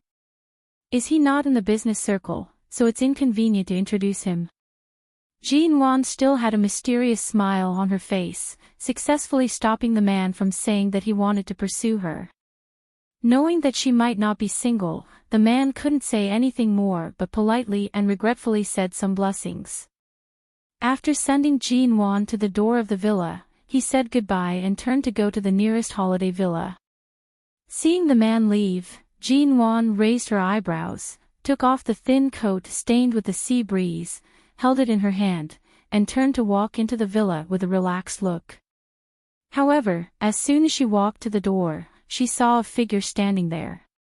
She paused, and the moment she raised her eyes, they met Jingxin's gaze. She was met with a pair of dark eyes that were both familiar and strange at the same time. Jean Wan froze. When she walked over, she didn't notice that Jingxin was here. There were many villas in this resort, and there were many people living in each villa. She really didn't know which one Jingxin lived in. After all, he didn't stay here last night. Although she saw Shenmu tonight, she instinctively thought that Jingxin had left. But he was just standing there. It was obvious that he had overheard the conversation between her and the man as they walked. Jean Wan paused for a moment and then came back to herself. She thought he was just passing by and happened to meet him. She nodded politely and indifferently to him, but she didn't call him CEOMO, nor did she call him by his name. Jingxin just stood there and didn't move because of her nod. Jean Wan caught a glimpse of a cigarette between his fingers. Although it had been lit, he was not in a hurry to smoke. There was white smoke swirling in front of him, and the man looked at her through the smoke, his eyes clear. In Jean Wan's impression, Jingxin smoked, but he seldom smoked, or she had never seen him smoke after being with him for so long. She didn't expect that he would carry a cigarette with him now. Chapter 447. In the past, she had rarely smelled the scent of tobacco on Jingxin's body. The smell of tobacco was not bad on a clean and clear man. In the business circle, smoking and drinking were common, not to mention a man like Jingxin. He didn't need to be persuaded to drink or smoke. As long as he didn't want to touch, no one could force him to touch. But now he actually carried a cigarette with him. Jean Wan also raised her eyes in the smoke and saw him standing there, looking at her indifferently as if looking at someone who had nothing to do with him. But if she really had nothing to do with him, he probably wouldn't even bother to look at her.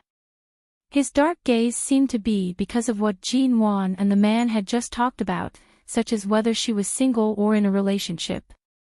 In order to avoid being pestered, she habitually didn't deny it, but she didn't expect there would be a third person here. Looking at the man's dark eyes, Jean Wan thought for a while and looked away. She didn't feel it was necessary to explain anything and walked past him. However, the moment she walked past him, her arm was suddenly held. She paused and turned to see that Jingxin was still standing there, but he suddenly held her hand. Feeling the warmth of his palm, Jean Wan didn't struggle but turned her eyes to him. CEOMO, please be careful. Please let go of me. Jingxin also looked at her. There was no extra attitude in his eyes. He just looked at her expressionless face under the light and said coldly, "Did you go to have barbecue just now?" Jean did not answer. Instead, she abruptly pulled her hand back, but the man was still holding on to her. He did not need to exert any strength, but he was still unable to release her. She saw that in his other hand, the end of the cigarette between his fingers was flickering. Only a small amount of smoke lingered in front of his elegant and deep eyes. The man casually threw the cigarette butt into the special trash can in the smoking area not far away. He didn't show any eagerness because of Jean silence but still said indifferently, "It's not good to eat barbecue so late. Go ask the staff for some digestive tablets." "Thank you, CEO. I didn't eat much. I just went to sit for a while." His tone was ordinary, neither cold nor warm, but Jean clearly kept her distance from him. She did not give in at all, and her tone was exceptionally strange. Hearing her words, Mo Jingxian just glanced at her indifferently. At this time, some people happened to come out of the villa opposite. They turned out to be two leaders from the province and the city, who seemed to be looking for Mo Jingxian. The two leaders said, "I'm really sorry. CEO Mo, we asked you to come here for a chat, but we made you wait for so long." It turned out that Mo Jingxian had arranged to meet these two leaders here. No wonder he was standing here at this time. Mo Jingxian looked back at the provincial leader and let go of Jean arm.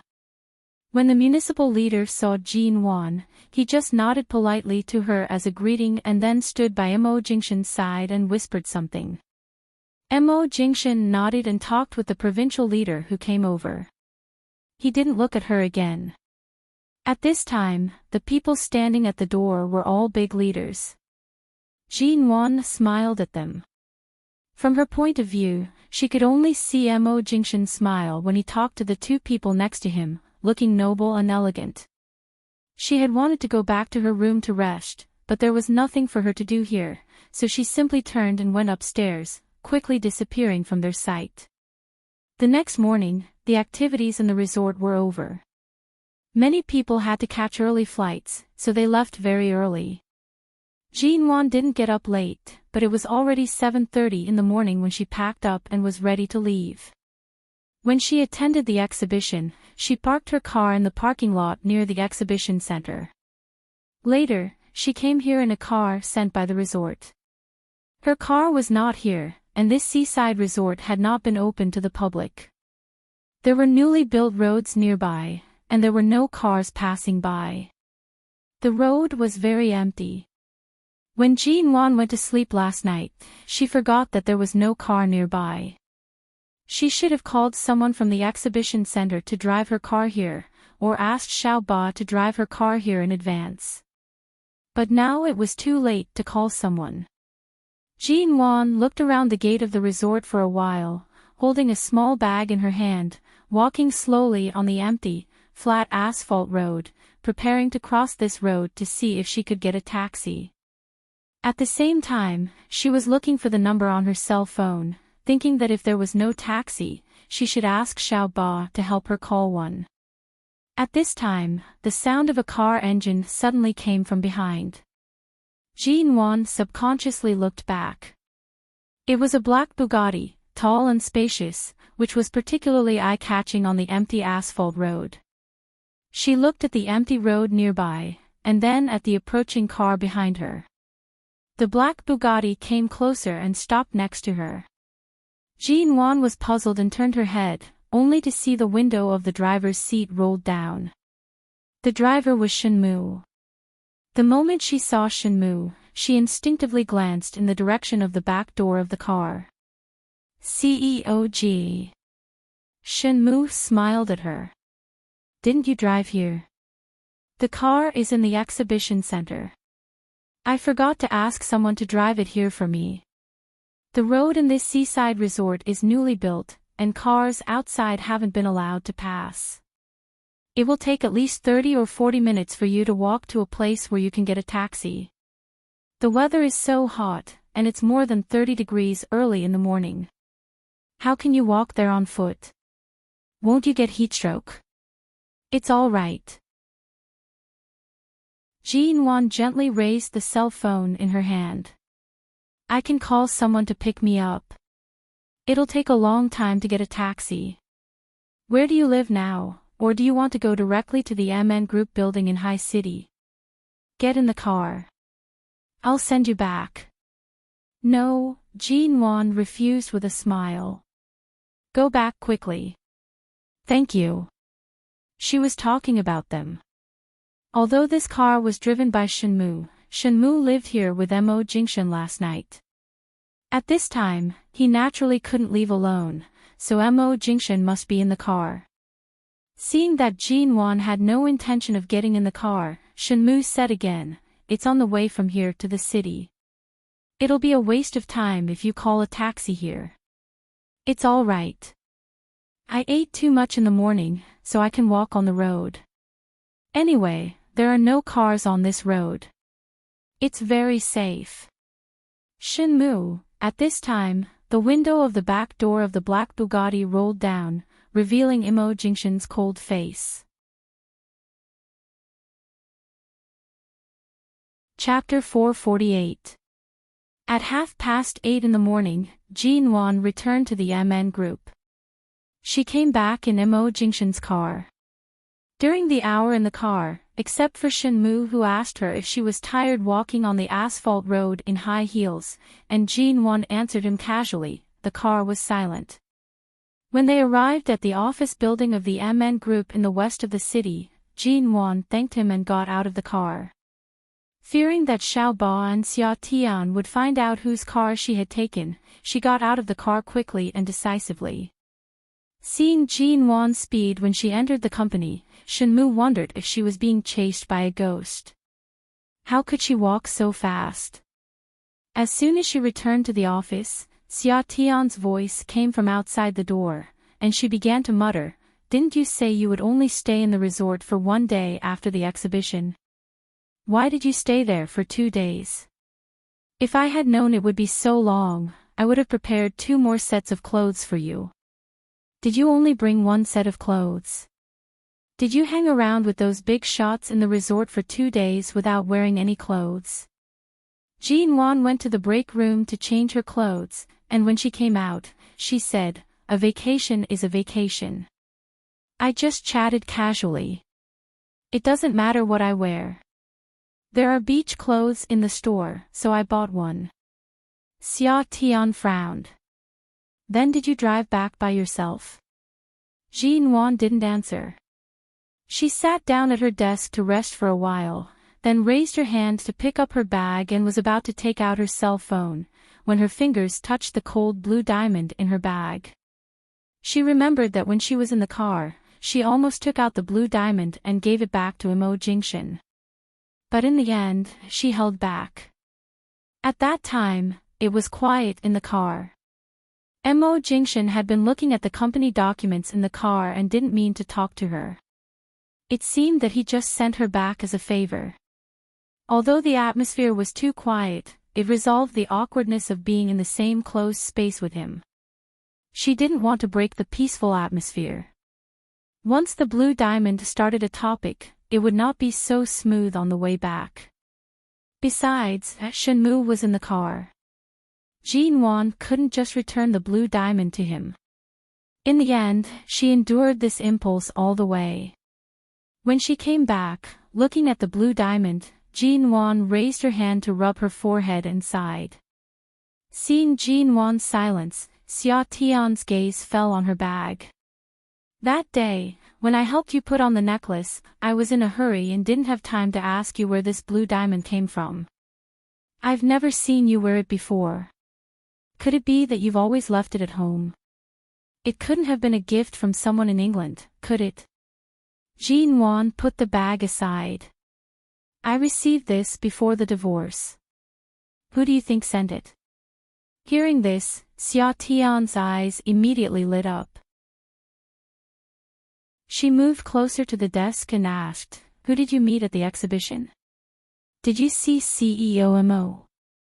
When you were at the resort, wasn't President Mo there?" As he spoke, he leaned closer with a gossipy expression, carefully observing Jin Wan's expression. Jin Wan smiled and hit the nail on the head. So from the beginning, you and Xiao Ba knew that I would meet him, and you did it on purpose. Seeing her ungrateful attitude, Xia Tian snorted. I can see that you've never been interested in other men. You can't always be single. Now MN Group is quite stable in all aspects. You don't need to work so hard. It's time to consider your relationship. If you still can't let go of CEO Mo, there's nothing to let go of. It's all in the past. Jin Wan lowered her eyes and looked at the things on the desk. Who sent these documents? Seeing that Jin Wan was about to go straight into work and didn't want to talk at all, Xia Tian smiled at her and narrowed her eyes. I just heard the girl at the front desk say that you came back in a black Bugatti. Although this kind of luxury car is common in High City, your car isn't a Bugatti, right? Where's your car? Whose car did you come back in? Jin Wan held her forehead in silence and leafed through the documents at hand. Seeing her stubborn attitude, Xia Tian sighed. What did we say when we were both single? Either we stay single together, or we get married and have children together. Now I'm about to give birth to a child. What about you? You don't even have a man close to you. If you really don't want to have anything to do with the people from before, then why have you always been so cold to Mr. Vince? He's good in all aspects, and he's been waiting for you for more than 3 years. Tell me, you. Jin Wan shook her head. I don't like men who are too shrewd. Then why didn't you refuse him earlier? I refused him, but Mr. Vince just pretended that I didn't say that and didn't pester me again. He just occasionally invited me to dinner or helped me occasionally. He didn't make me hate him as a pursuer. I didn't even have a reason to drive him away. So you mean that as long as these excellent men learn to restrain themselves in front of you and don't make you hate them, you'll actually like them? Jin Wan had never thought about this. At least, she had never considered the problem of love in recent years. Right now, I'm not interested in men, so don't worry about it. I've just come back to China, and you and Xiao Ba are already busy playing matchmakers for me. Do you not want me to live a peaceful life? Jin Wan rolled her eyes at Xia Tian. Xia Tian snorted. Xiao Ba said that although you've experienced brilliant things in England these years, you're obviously lacking in love. Especially in the first year, you often stared out of the window in a daze, as if you couldn't even hear people calling you. Xiao Ba and I were thinking that we should get you married before the age of 25. Otherwise, it's really difficult for a career woman like you to find a suitable man with looks, money, and capital. In a few years, when you're older, it'll be even more difficult to find a man. Xia Tian's last sentence was held back in her mouth. She thought about it and didn't say it. What she wanted to add was, furthermore, she's divorced, and her ex-husband is someone like Mo Jingshan. Who knows who would be able to marry her? She couldn't say this. Looking at Jin Wan's current attitude, if she said this, she would inevitably be kicked out. She wouldn't be able to enter MN Group's office building until she gave birth and finished her confinement. After all, she had worked hard for MN Group for so many years. If she angered Jin Wan overnight and was kicked out, it wouldn't be worth it. Chapter 449. Xia Tian glanced at her. You agreed to it yourself. I didn't force you to go. Besides, it would be even better if the person was Mo Jingshan. Jin Wan didn't answer. At this time, the boss of Hengqing came to MN Group in person, saying that he wanted to see Jin Wan. Jin Wan answered the phone and took a look at Xia Tian. When did Hengqing's people come? They came yesterday. I didn't want to disturb your vacation, so I didn't call you. Jin Wan nodded and said no more. She closed the documents in her hand and got up. Tell them to wait for me in the reception room. The boss of Ching is still upset because of the two men who humiliated him last time. Yesterday, he came with his men. Are you sure you want to see him in person? Jinwan didn't speak and walked out of the office. When she came to the reception room, she saw the boss of Ching, who was just a burly man in his 40s. He was bald and wore a big gold chain around his neck, looking like a typical nouveau riche. She had thought that the people of Ching were very capable, but it turned out that they were just relying on the imposing manner of their boss. As soon as Jinwan came in, the boss of Ching threatened to beat her up, but Jinwan just stood by the door calmly and looked at the boss and his men. She shook her fingers calmly as if counting. The boss of Ching stopped and glared at her, asking, "What the hell are you counting?" Jinwan said calmly, "I'm counting how long it will be before your company goes bankrupt." The boss of Ching froze. He came here in person today because the government had turned against him and put pressure on his company. He was so angry that he came to meet Jinwan, who was said to be very young. However, he didn't expect that the security guards in the reception room had already begun to scuffle with them, but this slender woman was so calm that it made him feel guilty. Seeing that they had stopped fighting, Jinwan walked over and glanced indifferently at the security guards with minor injuries on their faces. "Yesterday, before you came here to find me, you must have been warned by the government, right? Did you come here to make trouble because you have nowhere else to go and want to get some benefits from me, or just want to come here to demonstrate your power? By the way, I almost forgot to tell you that although our MN group started in the real estate industry, we have been doing more network technology projects in the UK in recent years.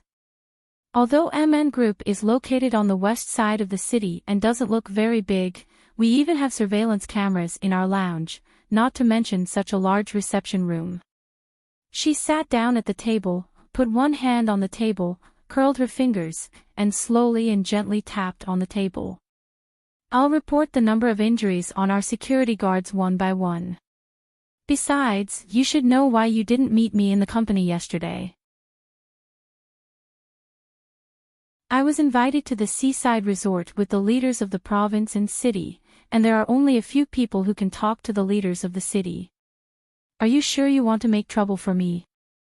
If I'm in a bad mood, I'll be so angry that I won't let you go, and you won't even have a chance to catch your breath. Do you think I'll tell you who will be the unluckiest one?" The boss of Ching was stunned. Jinwan said, "The domestic real estate industry is now in a very critical period. The government's regulation needs the cooperation of all the major companies. Although Ching has a strong capital chain, it doesn't know how to keep a low profile in this industry.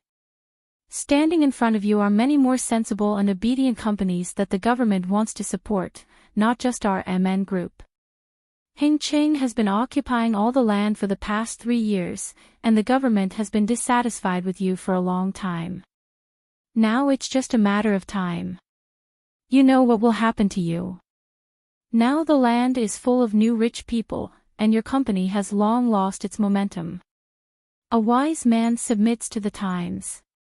If you let go now and admit defeat to the government, you may be able to save your company's brand. If you're too late, I'm afraid." The domestic real estate industry was indeed a mix of dragons and snakes. A few years ago, although all the major forces were on the rise, there was a property bubble for more than half a year later. Many people sold everything they could and ended up suffering heavy losses. Now, all the big shots in the industry wanted to get a piece of the pie. Those who could stand firm might be able to stand for a while, but if they just wanted to stand firm and wanted to snatch meat from the government, then they really had lived too long. The boss of Ching Group didn't expect that a young woman like Jinwan would say these words, instead of calling the security guards and the police in a panic as he had expected. But these few words were enough to make him loosen his grip on the security guard's clothes. He hesitated and looked at Jinwan again, only to find that she was still sitting there coldly and indifferently, showing no intention of escaping in this messy situation. The boss of Ching saw that she pushed open the door of the reception room and came in alone. Except for the security guards who came in at the beginning, she didn't bring anyone with her. She was so calm and composed, which meant that she must have talked to the leaders of the province or city. She must know some of the plans of the people above, which was why she was so confident. Thinking of this, the boss of Ching glared at Jean Wan again. "Little girl, you're very bold." Jean Wan smiled. "I dare not. It doesn't matter whether I'm bold or not.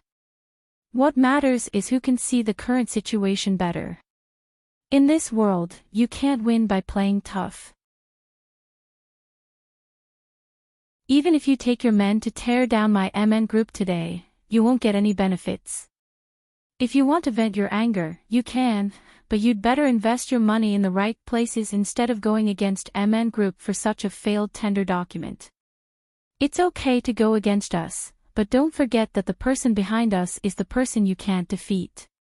If I remember correctly, your Ching group should have been invited to the exhibition I attended these 2 days, but it was cancelled at the last minute. What's going on?" The boss of Chang's face darkened. Obviously, he knew that he was about to be abandoned by his superiors and that he couldn't even take care of himself. Chapter 450. Xiaoba had just called the police, but before the police arrived, when she rushed to the reception room, she saw the boss of Ching leave with a red face. Xiaoba looked outside the door in surprise for a while. When these people left, she hurried in, only to see Jean Wan sitting in the middle of the reception room, calm as if nothing had happened. "Boss, are you all right?" "I'm fine. Did you call the police?" "Yes, I saw you stay inside and didn't come out. I was afraid something might happen, so I called the police." Jean Wan nodded. "All right. Let them go to the police station to make a statement and let the higher-ups know. It's also a show of strength to them, and they won't come to MN Group to behave atrociously in the future." Xiaoba didn't quite understand what she said, but seeing that Jean Wan didn't seem to be frightened at all, she thought that Jean Wan had encountered all kinds of problems in London in recent years and always handled them well. It seemed that she worried too much. 2 days later, the boss of Ching went to the government to plead for leniency. Obviously, he no longer deliberately targeted MN Group. In less than 2 days, Chang's forces in High City were disbanded. Even the boss of Ching didn't dare to come out again, let alone the others. MN Group finally calmed down. On the weekend, Jean Wan didn't go to the company during the day. She cleaned the house alone, went to the supermarket to buy some food, and made a perfect lunch at home. In the afternoon, she did yoga for more than an hour. As she was finishing up on the floor, she suddenly received a phone call. She rolled on the carpet and directly rolled to the sofa. Then she sat up and picked up the phone on the coffee table. "Hello. Miss G, this is Vince." The man's voice came from the phone, accompanied by the sound of the car brakes. "I've made a reservation at the restaurant tonight. I'm free in the afternoon, so I came to pick you up." Jean Wan grabbed the cell phone, got up, ran to the window, and saw that Mr. Vince's car was parked downstairs. "Didn't you say 5:00 in the evening? It's only 3 o'clock." Jean Wan glanced at the time. "It hasn't been long since you came back. Didn't you say that you would move after a short rest? I came to see if you have anything you need to move." Mr. Vince said simply, "Can I go up and sit for a while?" From a distance, Jean Wan saw the door of the car open, and Mr. Vince in a suit got out of the car, but he didn't rush into the apartment. Instead, he looked up as if to find out which apartment Jean Wan was in. "Then wait a moment, I'll go down." Mr. Vince could tell that she didn't want him to go up to her apartment. He sighed with a smile. I can't do anything to you in broad daylight, so I came to see what things you need to move, but you didn't even want me to go up. My house is in a mess. It's not convenient for me to entertain you now. Jean said simply and hung up the phone decisively. Mr. Vince sighed with a smile and put his phone in his pocket when she rejected him so decisively. Sure enough, 10 minutes later, Jean went downstairs. She had changed her clothes, and her shoulder-length hair was blown back by the wind. She looked natural and beautiful without any makeup. She looked more beautiful than many women with delicate makeup on the street. Other girls your age go out for dinner or a movie on the weekends, but you've been cooped up at home on such a nice day. You've only come downstairs now? Mr. Vince asked with a smile as he opened the car door. No, I went to the supermarket in the morning, but I just bought some things and went home. Jean sat in the car and said, the restaurant you booked can't go to until 5:00 in the evening. You came so early, and my house is in a mess. It's not convenient for you to go in. We can't just sit in the car and chat for 2 hours, can we? Mr. Vince looked at her with a smile. If you agree, I'd be happy to chat with you in such a small space for as long as you want. Jean glanced at him and withdrew her gaze. Anyway, we're going to the business street tonight. I know a good coffee shop there. I used to buy coffee there when I was still running a studio. The taste is very good. Why don't we go there and have a seat? Okay. Okay, let's go. Jean fastened her seatbelt. Seeing her energetic look, Mr. Vince smiled and turned the steering wheel. When the car drove out of her apartment, he asked, have you decided where you want to move to? Near your company in the West City District, or somewhere else with good scenery and air? I haven't had time to think about it recently. Anyway, it's enough to have a place to live for the time being. I usually take time to go back to the G family to accompany my father. As for moving, although it was in my plan, I've almost given up on it. I really don't have time to choose a house. The dozens of villas built by BGY Group in the suburbs are not bad. Shall I help you buy one with the best scenery? There's no need. The buildings your company usually builds in the city take up too much space. Most of them are built around the suburbs. Although the air is good and suitable for many rich people, people like me who can't even be bothered to drive are more suitable to live near the company. I have a few apartments in the West City District. They've been renovated, but I haven't lived in them before. One of them is very close to your company. If you haven't decided where to move to, you can move to my place first. There's really no need. I won't charge you for the room. If you move in, I'll hand all the keys and room cards to you. It's not like I can just barge in. What are you afraid of? Jean smiled. I heard that you came to High City because of BGY Group's work. You weren't originally from High City. Now you actually have so many houses here. But the West City District is a little too remote. Why do you have an apartment there? If I tell you the truth, I'm afraid you'll hide even further. Will I? Chapter 451. It turned out that not just a few apartments, but many apartments near her company that she might live in. Jean heart was not really made of iron. Even if she couldn't accept it emotionally, she would still feel touched and guilty in her heart. After all, for the past 3 years, he had been sent to England from time to time, and he often went to London to help her. The reason why she had been able to go so smoothly in the past few years was indeed because she had many benefactors. Although Mr. Vince had not been in London for very long, he had helped her a lot, and often helped her a lot. Let me treat you to coffee today. Jean paused for a moment and raised her voice to say, every time I want to thank you, I say I'll treat you, but every time I treat you, you rush to pay for me. Neither of us is short of money, but I may really owe you a lot in other ways. I have to find the simplest way to pay you back." Mr. Vince was silent for a moment and then chuckled. "If you can stop treating me like an outsider, I'll pay you back. This is a separate matter and can't be counted together. You treat me to dinner tonight, and I treat you to coffee in the afternoon. This is reciprocity." Reciprocity. Mr. Vince suddenly stopped the car and turned to look at Jean Wan, who was sitting in the passenger seat. "Dear Miss G, the reciprocity I hope is much deeper than this." Jean Wan raised the corners of her lips and smiled, but she didn't reply. Mr. Vince continued driving. After finding a parking space near the commercial street, he said, "You refused to accept the bracelet I gave you last time, so my mother, who suddenly came back to China, saw it at home. She kept asking me if I fell in love with a girl and insisted that I introduce her to her.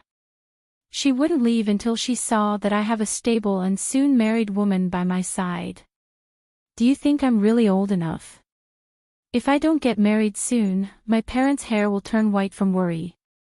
Jean Wan seemed to understand something from his words and turned to look at him. "You specially invited me out to dinner tonight. Do you want me to meet your mother?" Mr. Vince rubbed the space between his eyebrows in distress. "I did have that intention, but I didn't dare to carry it out. How could I force you like this without your consent? Is your mother still in High City?" "Yes, she also knows that I'm going to treat you to dinner tonight, and she keeps saying that she wants to see you, but I stopped her. Although I didn't say anything about our relationship, she insisted that I had a girlfriend and didn't tell my family. This woman starts to worry about her children when she gets older, and now she's especially worried about her children's marriage. I really can't dissuade her," Mr. Vince said as he signaled for her to get out of the car. After getting out of the car, Jean Wan took a look at the cafe not far away and then at Mr. Vince, who had just gotten out of the car. They smiled at each other and pointed in the direction of the cafe, meaning to tell him that this was the cafe she was talking about.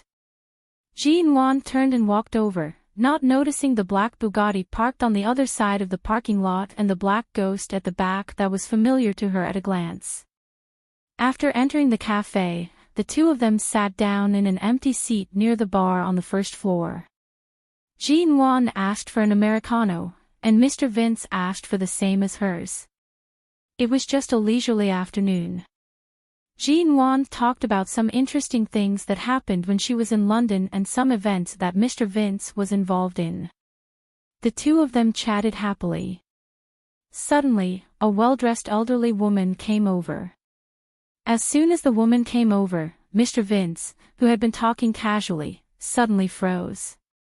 He looked at the woman and then at Jean Wan, who was confused. The old, beautiful woman gave Mr. Vince a wink and then looked at Jean Wan. She asked in confusion, "You're this lady, right?" Jean Wan took a look at the beautiful woman. Seeing her eager and excited eyes, she seemed to understand something and nodded politely to the woman. "Hello, Auntie." At this moment, Mr. Vince was no longer as calm as he usually was in front of her. He coughed helplessly and awkwardly, put down the coffee cup, and looked at the beautiful woman with a slightly reproachful expression. "Mom, why did you follow us?" Jean Wan, sure enough, he did follow her all the way here quietly. The beautiful woman smiled and sat down next to Mr. Vince, then looked at Jean Wan with a smile. "Girl, how old are you this year?" Jean Wan. 24. "Alas, you're 10 years younger than my son. My son is used to living alone. He hasn't married or brought a girlfriend home since he's in his 30s. His father and I live abroad all year round and don't have time to come to see him. It's rare for me to come back to see him. When I finally found that he seemed to be in a relationship, he hid it from me. Fortunately, I found that he didn't seem to be going to work when he went out today, so I secretly took a taxi and followed him. I saw him pick you up, and then the two of you came here for coffee, and I finally saw my future daughter-in-law. Cough, cough. Jean Wan choked on her saliva, which tasted of coffee.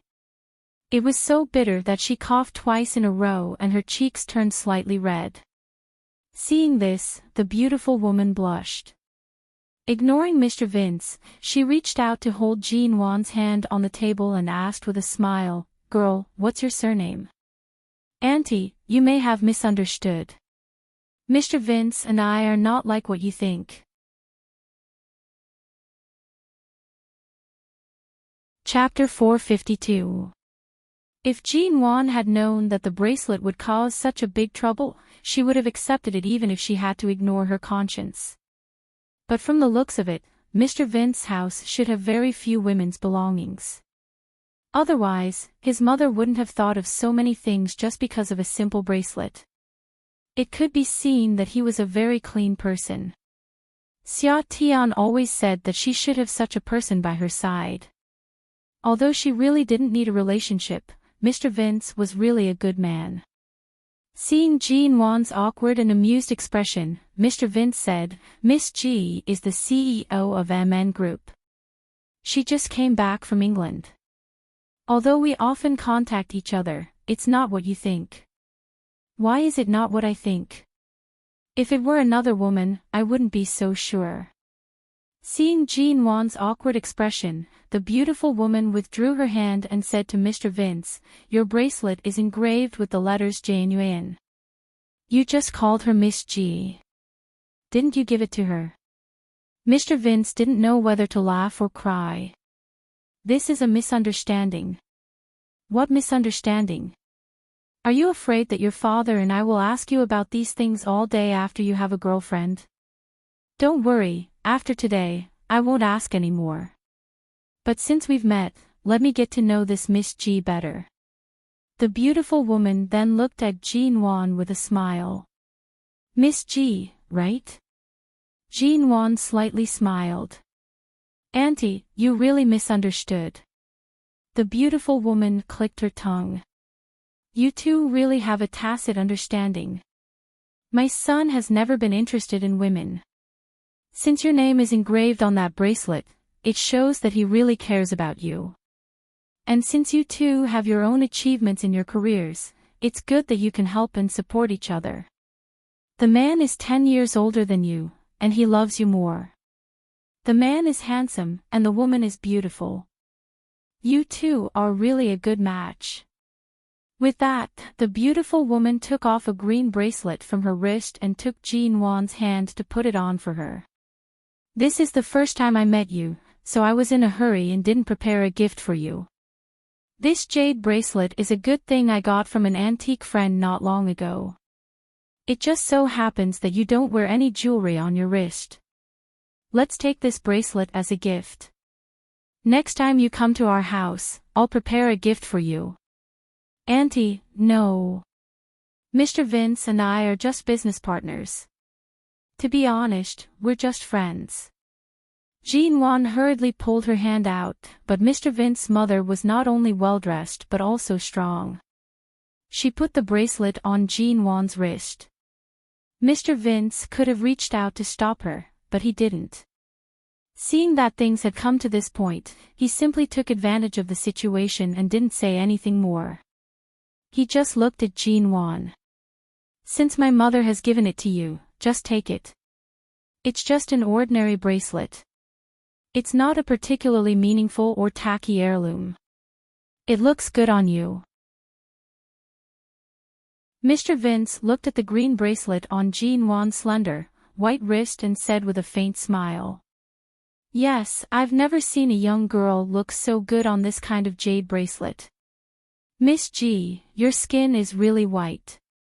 It looks good on you." The beautiful woman also had a look of admiration on her face. It was as if this bracelet was enough to ensnare her future daughter-in-law. Jean Wan's wrist was indeed very thin.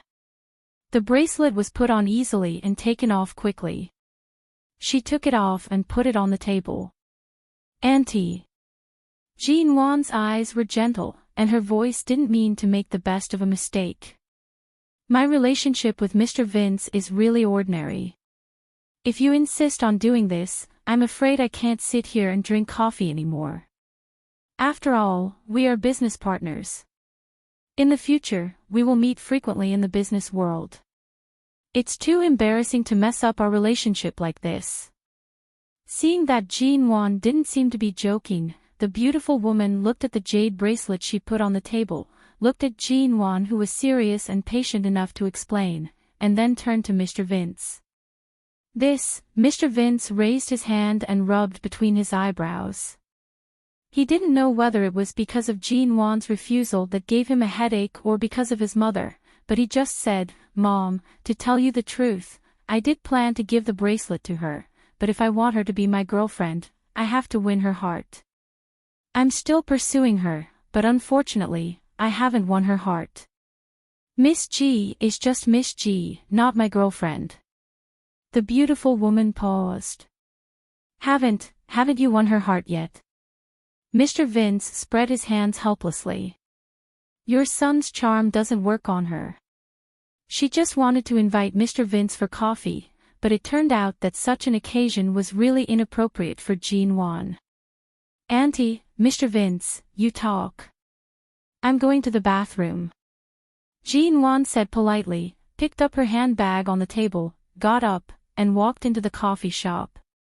When Jean Wan came out of the bathroom, she thought that Mr. Vince and his mother should have explained enough, so she just needed to go back and chat casually. It shouldn't be too embarrassing. Just as she was about to go over, she suddenly saw a figure coming down from the second floor. Behind him were two well-known financial figures in the industry who also came down. How could she meet Mo Jingshan in such a place? Jean Wan stood behind a glass wall and didn't go out. She watched the backs of Mo Jingshan and the two financial people walk out of the coffee shop. When they walked to the parking lot, she saw that Shen Mu had been waiting there for a long time. At this moment, she caught a glimpse of a familiar black ghost and a black Bugatti parked in an inconspicuous place in the shade of the parking lot. It turned out that they had been here a long time ago, but she hadn't noticed them. Just now, they were upstairs, and she was downstairs. Mo Jingshan shouldn't have seen her, right? Jean Wan walked out from behind the glass wall. She didn't mean to avoid Mo Jingshan, but she was really unprepared to meet him in this coffee shop, not to mention the scene just now was really embarrassing.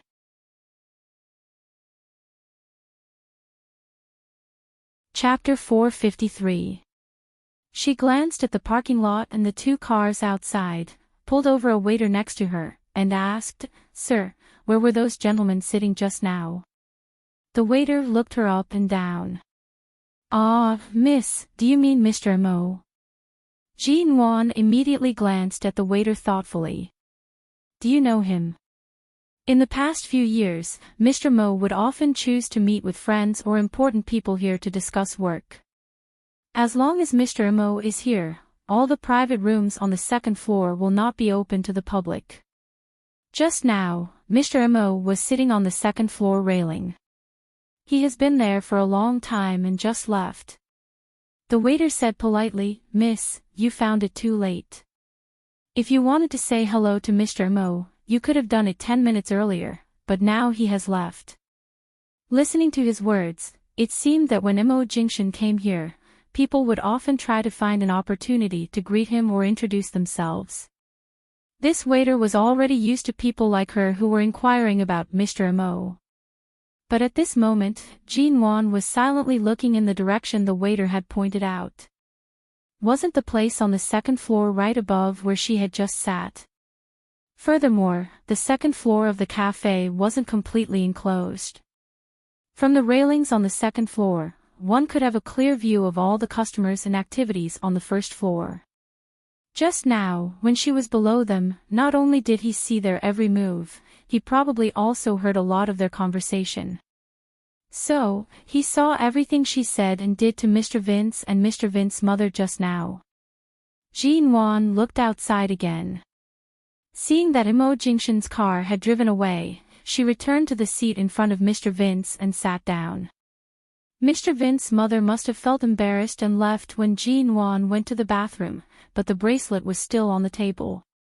I'm sorry for what happened just now. When Jean Wan sat down, Mr. Vince chuckled. Although I did intend to push the boat with the current, fortunately, you didn't fall out with me. Hearing his words, Jean Wan didn't say anything more. She just smiled. Auntie is very interesting, but you're really old enough to get married. From your words, it seems like you've never intended to be my marriage target. Jean Wan had made it clear, but she felt she should emphasize it at this time. You know, I don't intend to think about this for years, Mr. Vince. Since we're sitting here talking about this, let's make it clear. I can be business partners or friends, but I'm afraid I can't have a deeper relationship with you.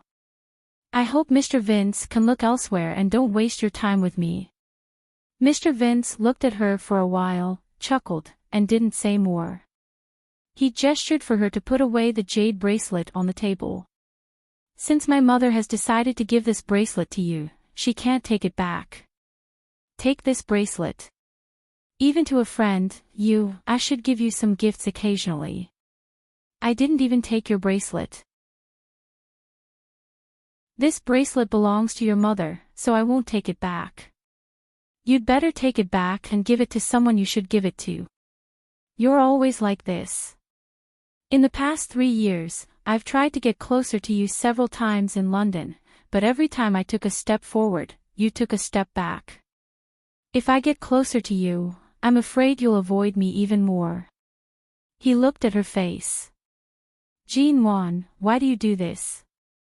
Since you went to the UK after a divorce, it means that your previous relationship and marriage are over. Why do you keep your relationship empty? If I'm not the type you like, I'll accept it.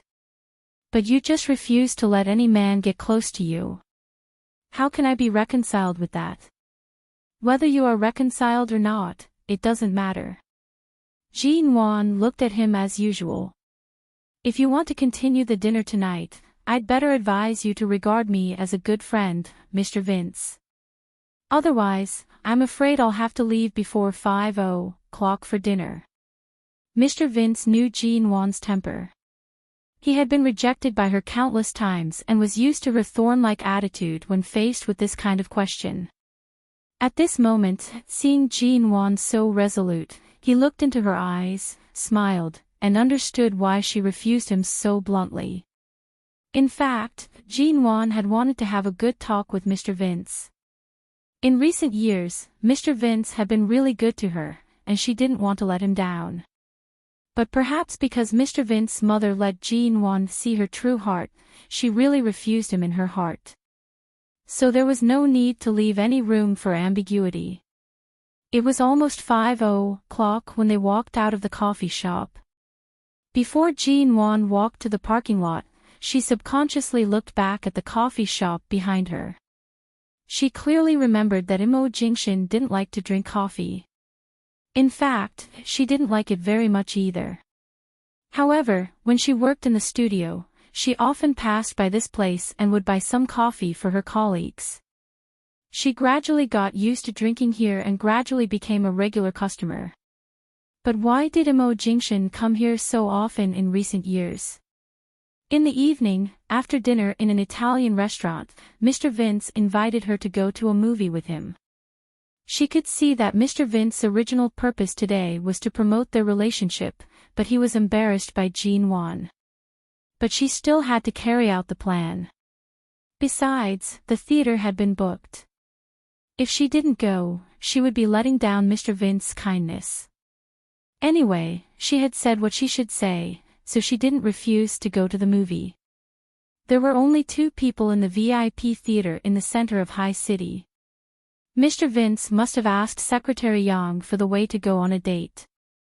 When he went in, he bought popcorn and Coke for Jean Wan. Jean Wan smiled and thanked him. After entering, she focused on watching the movie. The 2 of them sat in their seats and didn't say anything. The movie lasted for 2 hours. It was a good Hollywood blockbuster.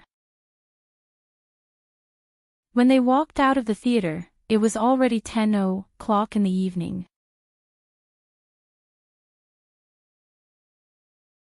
Chapter 454.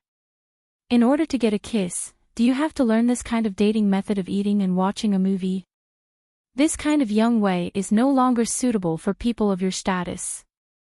The scene of a general manager of the BGY Group, who is worth hundreds of millions of yuan, holding 2 buckets of popcorn and Coke into the cinema, I find it incredible. Jean Wan said as she took out her cell phone to check the time, and her fingers inadvertently touched the photo album. Last time when she accompanied Ji Hongwen to the temple, she took a picture of the so-called perfect long stick she drew with her cell phone. The golden perfect circle fell into her sight. Until now, she hadn't understood what the so-called original life trajectory and the new life trajectory meant, but because the master said the word perfect, she felt it should be a very good sign, so she took a picture of the long stick with her cell phone before leaving. She had planned to find time to ask other people who could interpret the long stick, but after taking the picture, she forgot about it. Now that her fingers inadvertently opened the photo album, she remembered it. Not looking at Jean Wan, who was staring at her cell phone, Mr. Vince sighed with a smile as he drove. The point is that you never accepted all kinds of expensive gifts I gave you. I wondered if you had a more down-to-earth heart, so I tried various ways to win you over, but in the end, it didn't work. Are you very depressed? Jean Wan casually slid her fingers through the photo album and said with a smile. Yes, depressed. At this time, Mr. Vince had parked the car in the parking space downstairs of her apartment. He turned his eyes, looked at the fair little face in the darkness of the car because of the light from the cell phone screen, casually put his hand on the steering wheel, and asked jokingly, "So do you want to give me a consolation prize?" Jean Wan's mind was still on the long stick in the photo album on her cell phone. For a moment, she didn't know what to say, but instinctively felt that they had arrived home. She raised her eyes from the cell phone and glanced at him. What consolation prize? With that, she looked out again.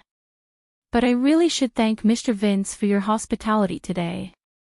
I'm really ashamed of you to be picked up and escorted by a car. Before Jean Wan could finish her words, she suddenly felt a warmth on her cheeks.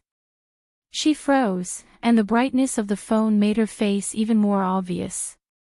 She turned around abruptly and saw that Mr. Vince had already returned to the driver's seat, his hands on the steering wheel, and said with an indifferent and gentlemanly smile, "This kind of face-to-face kiss is very common in Western countries. It's not like you haven't seen it in London. I'm not asking for much. Besides, I didn't ask you to reciprocate with the same courtesy. This kind of consolation prize shouldn't be too much." An imperceptible coldness flashed across Jean Wan's eyes. She immediately turned off her phone, and the anger in her heart was concealed by her calm expression. When she was in England, she had met a man who suddenly hugged her and kissed her on the cheek. But that kind of foreign man was really just expressing his courtesy and love. Although Mr. Vince insisted on associating the kiss on the cheek with a kiss on the cheek, Jean Wan thought about it and did not say anything in the end. She put the phone back into her bag and pushed the door open as if nothing had happened. Before getting out of the car, she said, "Thank you for today." With that, she closed the door. The car window was suddenly lowered, and Mr. Vince looked at Jean Wan's expressionless face. "Are you angry?" Jean Wan responded, "I am a little angry, but after all, we are adults. This kind of kiss on the cheek is not taking advantage of me. I can't be angry with you because of this, Mr. Vince. After all, you did help me a lot in London these years. Even if I don't owe you anything, I still have some feelings for you." Mr. Vince could tell from her tone that she was about to fall out with him but was obviously restraining herself, so he got out of the car and walked up to her. "I'm sorry. It's just that you refused me too straightforwardly today. Every man has a desire to conquer. The more you resist, the more instinctively I want to approach you. I was rude just now. It doesn't matter, but I've almost said what I wanted to say today. In the future, we'd better not see each other except for work. He apologized again. Sorry, I can give you time to calm down, but apart from work, I still hope to maintain a friendship with you.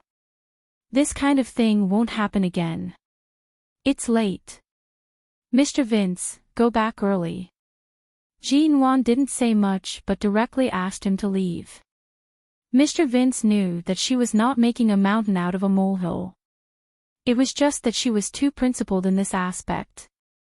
If she could be easily approached by anyone, she would have been surrounded by countless men in the past 3 years. He had been careful not to take a step forward for 3 years. Maybe it was because the stars were too beautiful tonight, or maybe it was just because his heart was moved. Just now in the car, he kissed her if he wanted to, but he didn't expect to be treated so coldly. All right. He didn't say more and gave her time to calm down. Before turning back to the car, he thought for a moment and turned back to look at Jean-Juan, who had turned and was about to leave.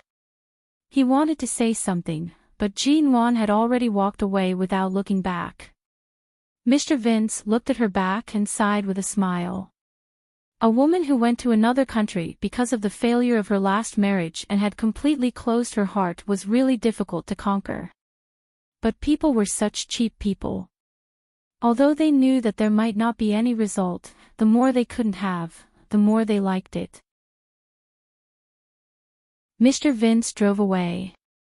Jean-Juan walked through the lawn and the beautiful green park decorated by the property management. She looked at the time. It was almost 11:00 at night. No wonder there was no one around. Hearing that Mr. Vince's car had left, she glanced back and saw several cars parked in several parking spaces downstairs. However, she couldn't see the models and license plates clearly in the dark. She only vaguely saw the silhouette of a familiar car, but she didn't take it to heart. She turned around and went straight into the apartment building.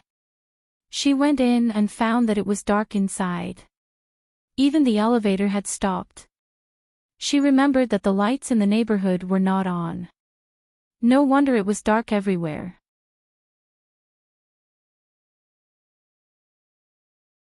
Chapter 455. The property manager said that an emergency repair team had gone over and it was expected to be repaired in an hour, so Jean-Juan hung up the phone. Since it could be repaired in an hour, Jean-Juan planned to wait until it was repaired before going upstairs. But it was already 11:00 at night, and there was no one around. Her cell phone had less than 10% of battery left, which was not enough to last for an hour. She lived on the 15th floor. She could climb the stairs, but she would probably be so tired that her legs and stomach would tremble. Standing there for a while, Jean-Juan turned on the flashlight on her cell phone, and with this light and the last few percent of battery left, she went straight into the escalator passage. Fortunately, she was not wearing high heels today. When she climbed to the 8th floor, she stood still and gasped for breath for a while, but she couldn't stop to rest when climbing stairs at such a high speed. If she stopped for a while, it would be harder for her to climb up. She leaned against the railing and panted for a long time before she lifted her heavy feet and continued to walk up. When she reached the 13th floor, Jean-Juan felt that her chest was about to explode. She felt that she might die if she climbed 2 more floors. She gritted her teeth and finally reached the 15th floor. She was so tired that her legs and stomach were trembling, and she staggered weakly to the door of her apartment in the dark. The little battery on her cell phone had been used up after she passed the 10th floor because of the power consumption of the cell phone. She walked up the next few floors in the dark. Now there was no battery, and the fingerprint lock and room card were useless. She put her cell phone into her bag, then rummaged back and forth in her bag for a long time before she found the door key in the hidden compartment. She took out the key and was about to open the door when she suddenly smelled a faint smell of smoke. Her hand, which was holding the key, paused. In the darkness, she instinctively looked toward the other side of the staircase. She only saw a red spark flickering on the tip of a person's finger. Someone was actually smoking here in the middle of the night. It was so dark that she couldn't see anything clearly. She could only vaguely see a tall man walking down the escalator between the 15th and 16th floors towards her step by step. Jin-won subconsciously clenched the key. She couldn't see anything in the dark, but she had heard of all kinds of robberies or murders in China over the years. It was so late and dark.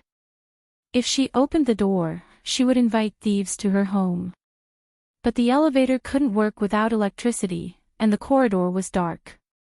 This apartment had 1 unit per floor, and there was only 1 unit on each floor. There were no neighbors or people who lived opposite her. If something happened to her here, it would be impossible for her to call for help. Who? Jin-won asked coldly to show that she was not to be trifled with. However, the other party didn't seem to be frightened by her at all. She even heard him chuckle, a faint chuckle that came from his chest. She clenched the key in her hand, thought for a while, and was about to ask him what his purpose was. If he wanted money, she could give him some money. After all, it was important to stay alive. In this world, only a fool would try to show off. Whether to call the police or not, she had to save her life first. But before she spoke, she saw the man casually throw the cigarette to the ground, and the spark was trampled out by him. In the empty and quiet escalator passage, there was a hissing sound that made her heart tremble.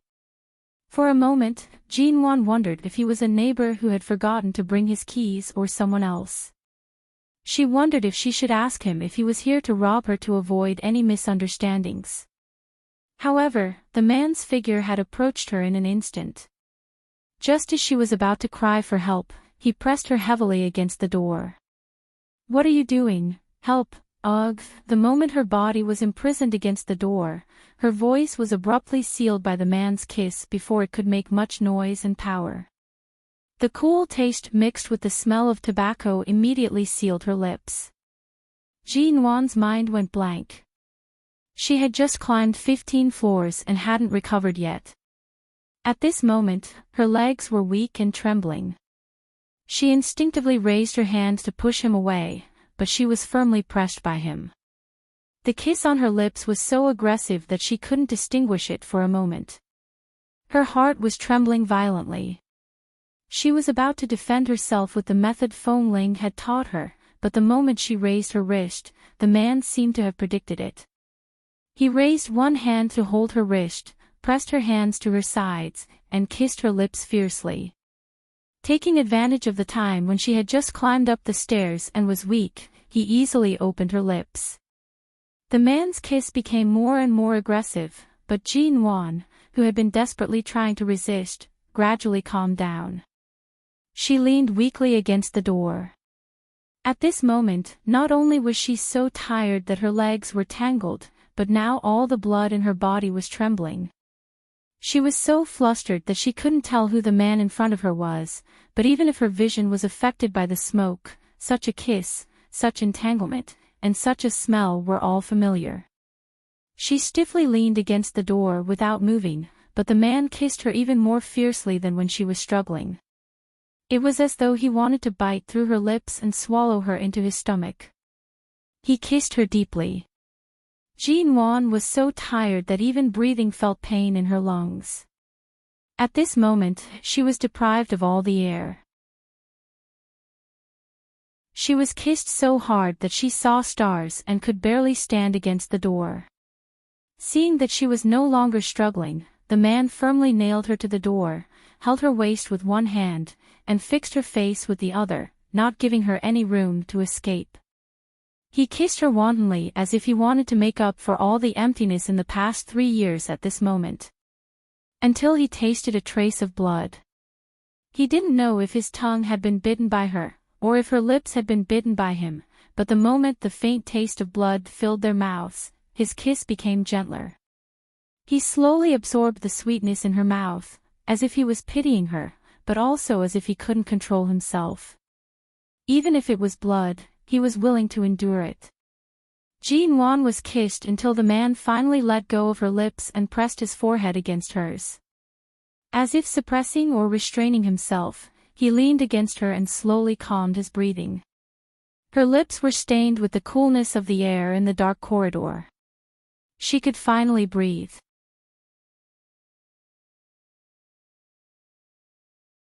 Chapter 456. There was not only the smell of tobacco on the man's body, but also the smell of alcohol. Although it was not strong, it was indeed the smell of alcohol. As if he didn't care whether she recognized him or not, the man imprisoned her body and said in a low, clear voice close to her, "What did you call me?" Jean-Wan leaned back. "CEOMO." He pressed his forehead against hers, his nose against hers, and his lips almost pressed against hers again, but because Jean-Wan moved back, there was a little distance between them. He didn't move closer, and the lights in the corridor suddenly came on. Jean-Wan was dazzled by the sudden light and narrowed her eyes slightly.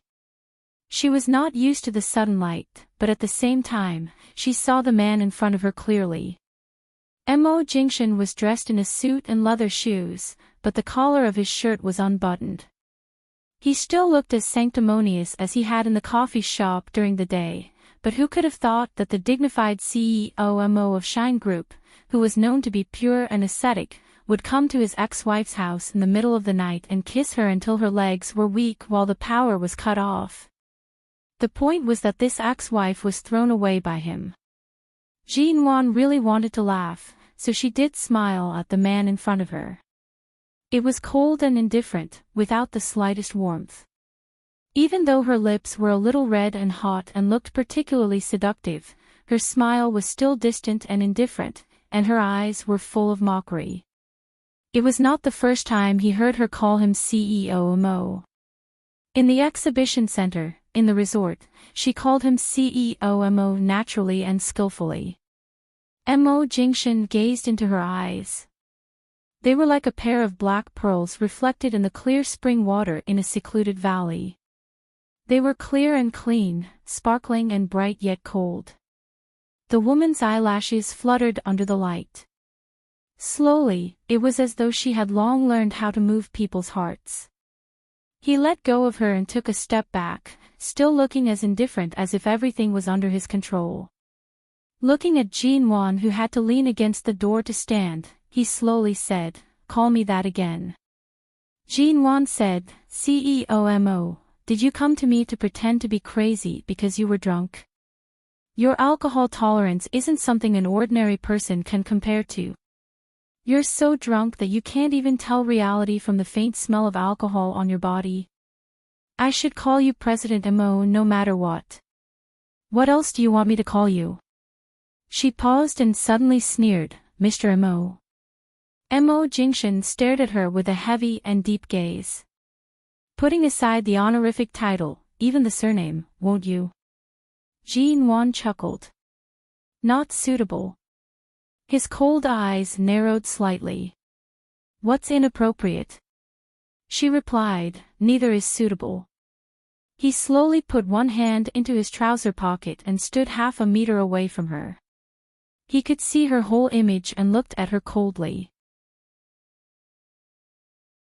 "Is it suitable with someone else?"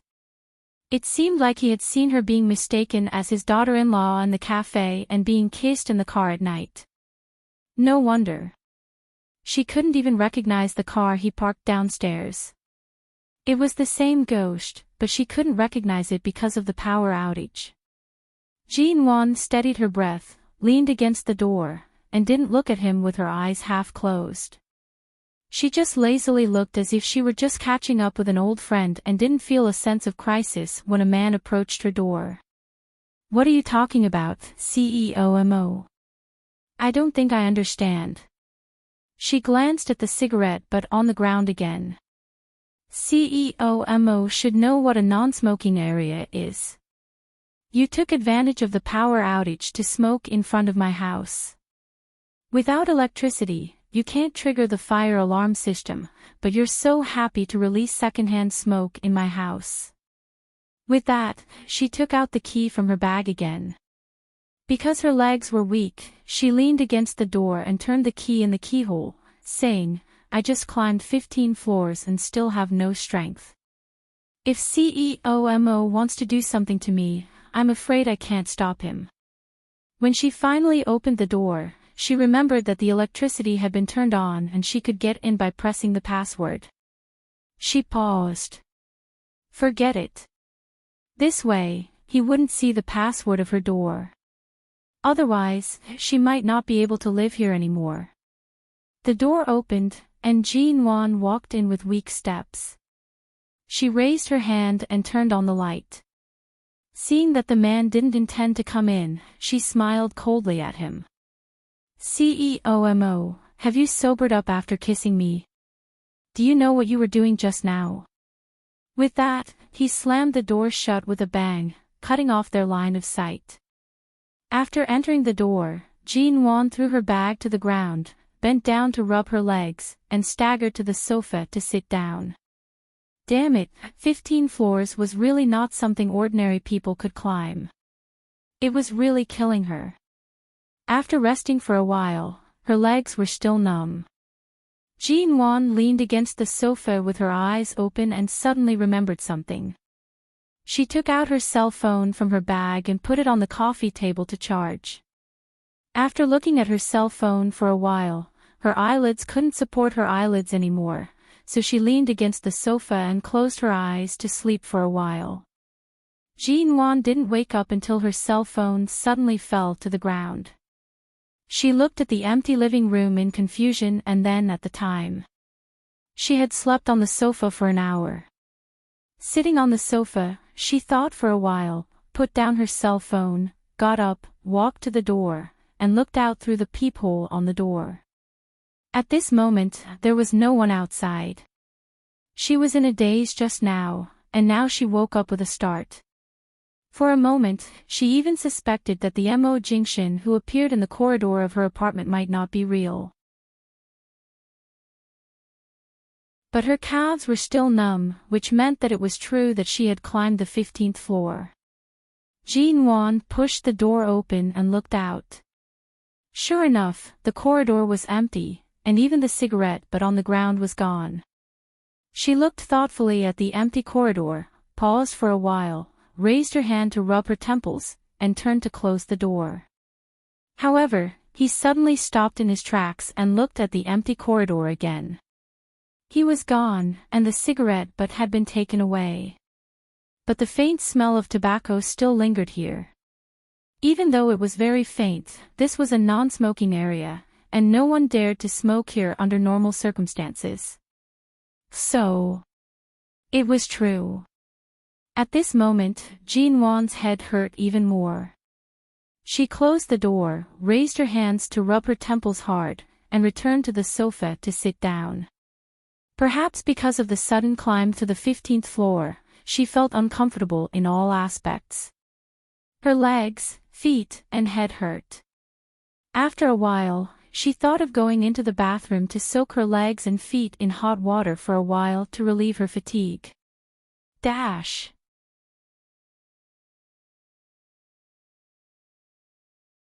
Chapter 457. MN Group recently needed financing for a new project. Although the company had enough funds, Jean-Wan was determined to get this financing. The real estate studio that Xing Yihan helped Ji Mengrand to open was also interested in this large amount of financing led by KW Finance Center. Now the real estate industry in High City had been growing. If Ji Mengrand could get this money, she would have a little capital to compete with MN Group in the short term. At least in the real estate industry, she could make some profits. It was because Ji Mengrand coveted this financing that Jean-Wan didn't intend to let go of it. A week later, Mrs. Su, the person in charge of KW's financing center, arrived in High City. Ji Mengrand got the news from Xing Yihan, so she made an appointment with Mrs. Su in the name of the Xing's group. She wanted to have a good chat with Mrs. Su and see if she could get the financing.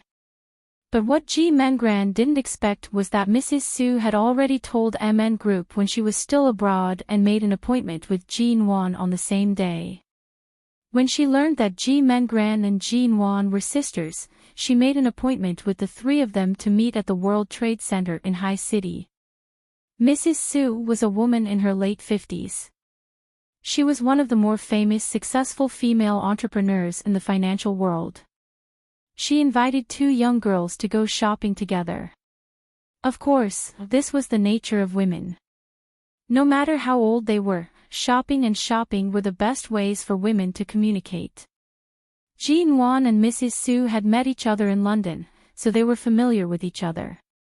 When she learned that Mrs. Su also invited G. Mengran to go shopping together, she knew that Mrs. Su wanted to see the difference between the two sisters and who could win her heart. After all, they were in the same industry and the same investment. As long as they could make money, she could invest in either side. Besides, Jean Wan was not a person who was particularly short of investment, so Mrs. Su had some considerations. G. Mengran was different. When she learned that Mrs. Su had invited her and Jean Wan to go shopping at the same time, she was furious. She had been suppressed by Jean Wan for too long, and she had been humiliated too many times in the resort.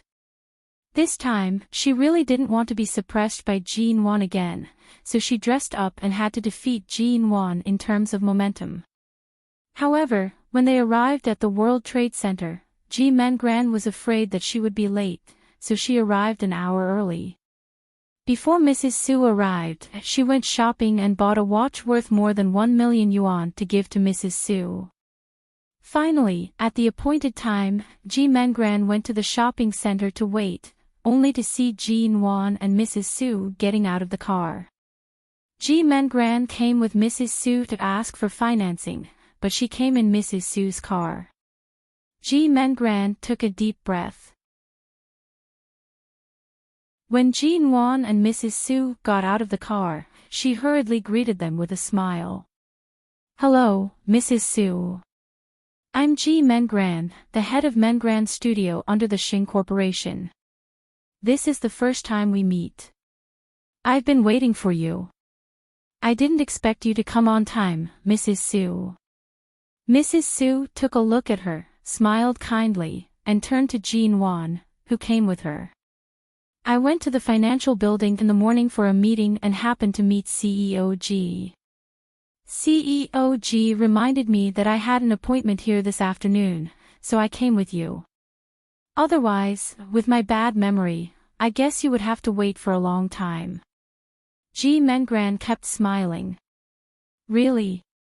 I was wondering why CEO G came in Mrs. Su's car. I was wondering why she didn't drive her own car." Jean Wan didn't deliberately walk around Mrs. Su.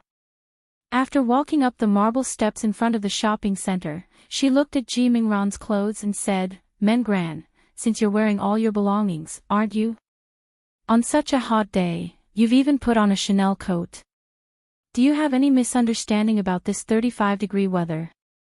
Mrs. Su also smiled and looked at G. Mengran. After all, she didn't know G. Mengran very well. She just thought they were teasing each other, so she gave G. Mengran a way out. "Miss Mengran, are you afraid of the sun? Are you allergic to ultraviolet rays? Is that why you wear a coat in such a hot day?" G. Mengran saw the way out and immediately followed. "I'm really afraid of the sun, but I don't dare to show it like CEO G. I've been sunburned before, so every time it comes to this kind of weather, I'll wear more." Mrs. Su nodded and invited them into the shopping center with a smile. "Let's go in first. It's really hot outside. You'll feel more comfortable in the air conditioner." Jean Wan curved her lips. Her face was full of smiles. G. Mengran took Mrs. Su's arm and walked in, saying, "Is this the first time you've come to High City, Mrs. Su?" "No, I've been here once when I was young. The reason why I agreed to your invitation is that I had some business dealings with your father, Chairman G, when I was young." Chairman G is a good man, and I used to get a lot of help from him in business, so when I just came to High City this time, I received an invitation from you two at the same time, so I decided to let you meet him together. At that time, you were still very young, so I guess you didn't have any impression of me. Mrs. Su said and looked back at Jean Wan. But CEO G, we talked in the car just now. I really didn't expect that the willful and domineering Miss has now become a capable person in the business world. When I saw you in the financial building today, I was surprised and marveled at the changes that time has left in people. Jean Wan smiled as usual. People always change. I was willful and domineering just because I was too young. Now I've grown up, and I've cultivated in the melting pot of the business world. Of course, I've changed a lot. Yes, that's true. Mrs. Su said and took Jean Wan's hand again, whispering in a very low voice as if whispering, "At first, I thought Mengran was obedient and sensible and had a bright future, but I didn't expect you to be even more unpredictable. Now you're really a beautiful girl. No one can match your achievements."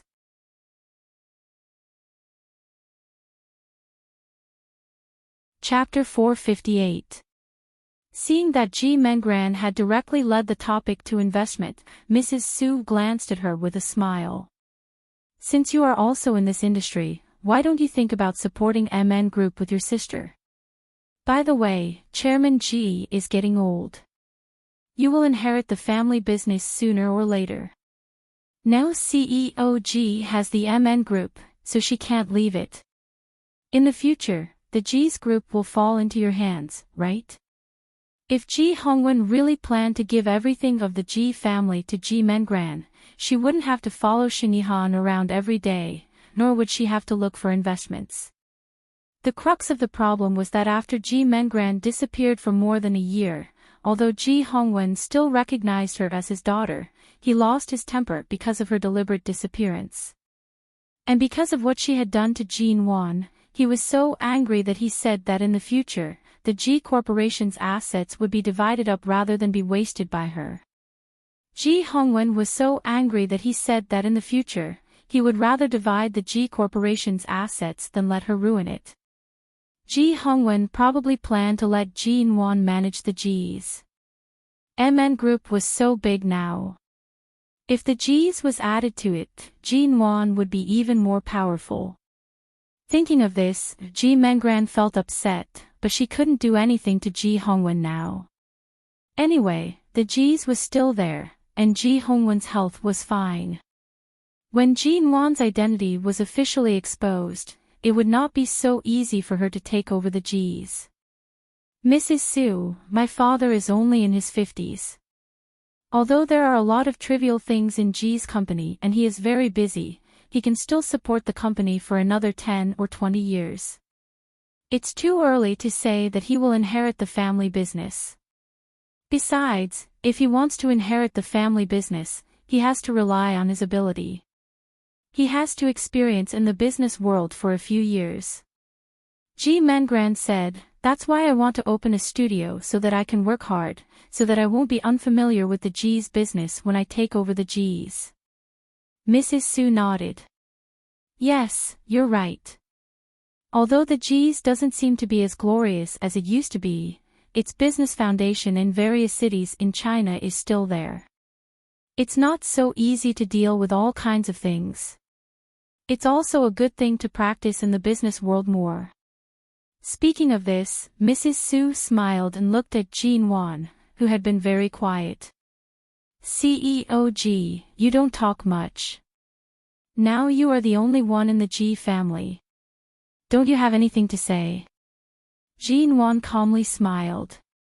"I'll just listen to you and Mengran talk. As you said, MN Group is already under great pressure in my hands. Even if I have enough opportunities to train in the business world, I'm afraid I won't be able to leave, so I haven't considered the G Corporation. But I'm not sure if I could train in the business world. Even if I have enough opportunities to train, I'm afraid I won't be able to leave." After all, MN Group is now involved in many industries, and they are the most profitable ones both at home and abroad. If Mengran needs to use the G Corporation, I definitely won't compete with her. Ji Mengran felt that Jean Wan was taking a step back, but when she listened carefully, she could clearly sense the contempt Jean Wan had for her.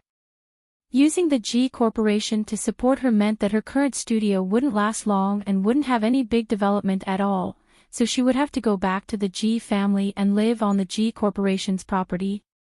Hearing this, Mrs. Su chuckled. That's true. MN Group is really a dark horse in the Chinese business world in recent years.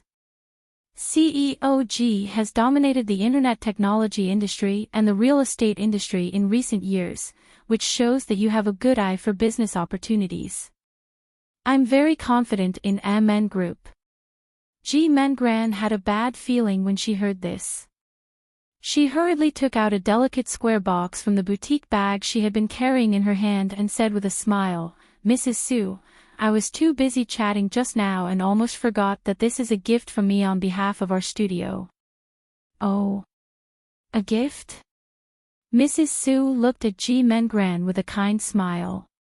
"You're too polite. Why do you give me a gift?" As soon as Mrs. Su's voice fell, Ji Mengran had opened the box. Inside was a Patek Philippe watch that had recently been on the market, which was very delicate and expensive. Mrs. Su just took a look at it and didn't reach out to take it. She looked at Ji Mingran's clothes and the bag worth hundreds of thousands of yuan in her hand and said with a smile, "Miss Mengran is really generous. This watch is not cheap. It's not very expensive. I just want to give it to you as a gift for our first meeting. I hope you like it." Mrs. Su looked at her tenderly for a while, raised her hand, gently closed the watch box, and didn't take it. Then she turned to look at Jean Wan. "Both of you came to talk to me about investment today, but I led you to talk about the old days. Let's go upstairs and have a good talk with me." Jean Wan nodded. Jean Wan nodded and made a "please" gesture, letting Mrs. Su enter the elevator first. Seeing that Mrs. Su didn't intend to accept it, Ji Mengran hurriedly followed her into the elevator and asked carefully, "Mrs. Su, do you not like this watch? Or do you not like to wear it? I can also give you other things. Do you like some antiques, calligraphy and paintings or something else?" Mrs. Su looked at her and said with a smile, "I won't accept anything. I just came to see you two for the sake of Chairman Ji. I have my own plans for investment. You don't have to keep trying to please me by giving me gifts. Since the studio is so short of investment, you'd better return this watch worth more than 1,000,000 yuan. There's no need to be so generous. Don't embarrass yourself." Ji Mingran's expression froze. Jean Wan glanced at her and said indifferently, "Mrs. Su, what you mean is, since you're here to ask for investment on behalf of the studio, what you should do is to explain the strength of your studio clearly. Do you think Mrs. Su is short of such a Patek Philippe watch or antiques, calligraphy and paintings? With Mrs. Su's financial resources, she must have bought whatever she likes by herself. Naturally, she won't need anything in particular. You don't have to work hard in this regard." Ji Mengran immediately glared at Jean Wan. Jean Wan glanced at her leisurely and coldly. Her lips were still indifferent with no sharpness to be seen. But seeing that Mrs. Su didn't refute Jean Wan's words, Ji Mengran clenched the bag in her hand, slowly put down her hand, and gave up the plan to continue sending gifts. "You're tuning in to the LoveLore Library YouTube channel. We're so grateful for your support and don't forget to subscribe to join us on this incredible journey through captivating stories. Your generosity through donations truly makes a world of difference, as it's the primary source of revenue that allows me to expand and enhance this channel for you. Thank you from the bottom of my heart for being a part of this adventure."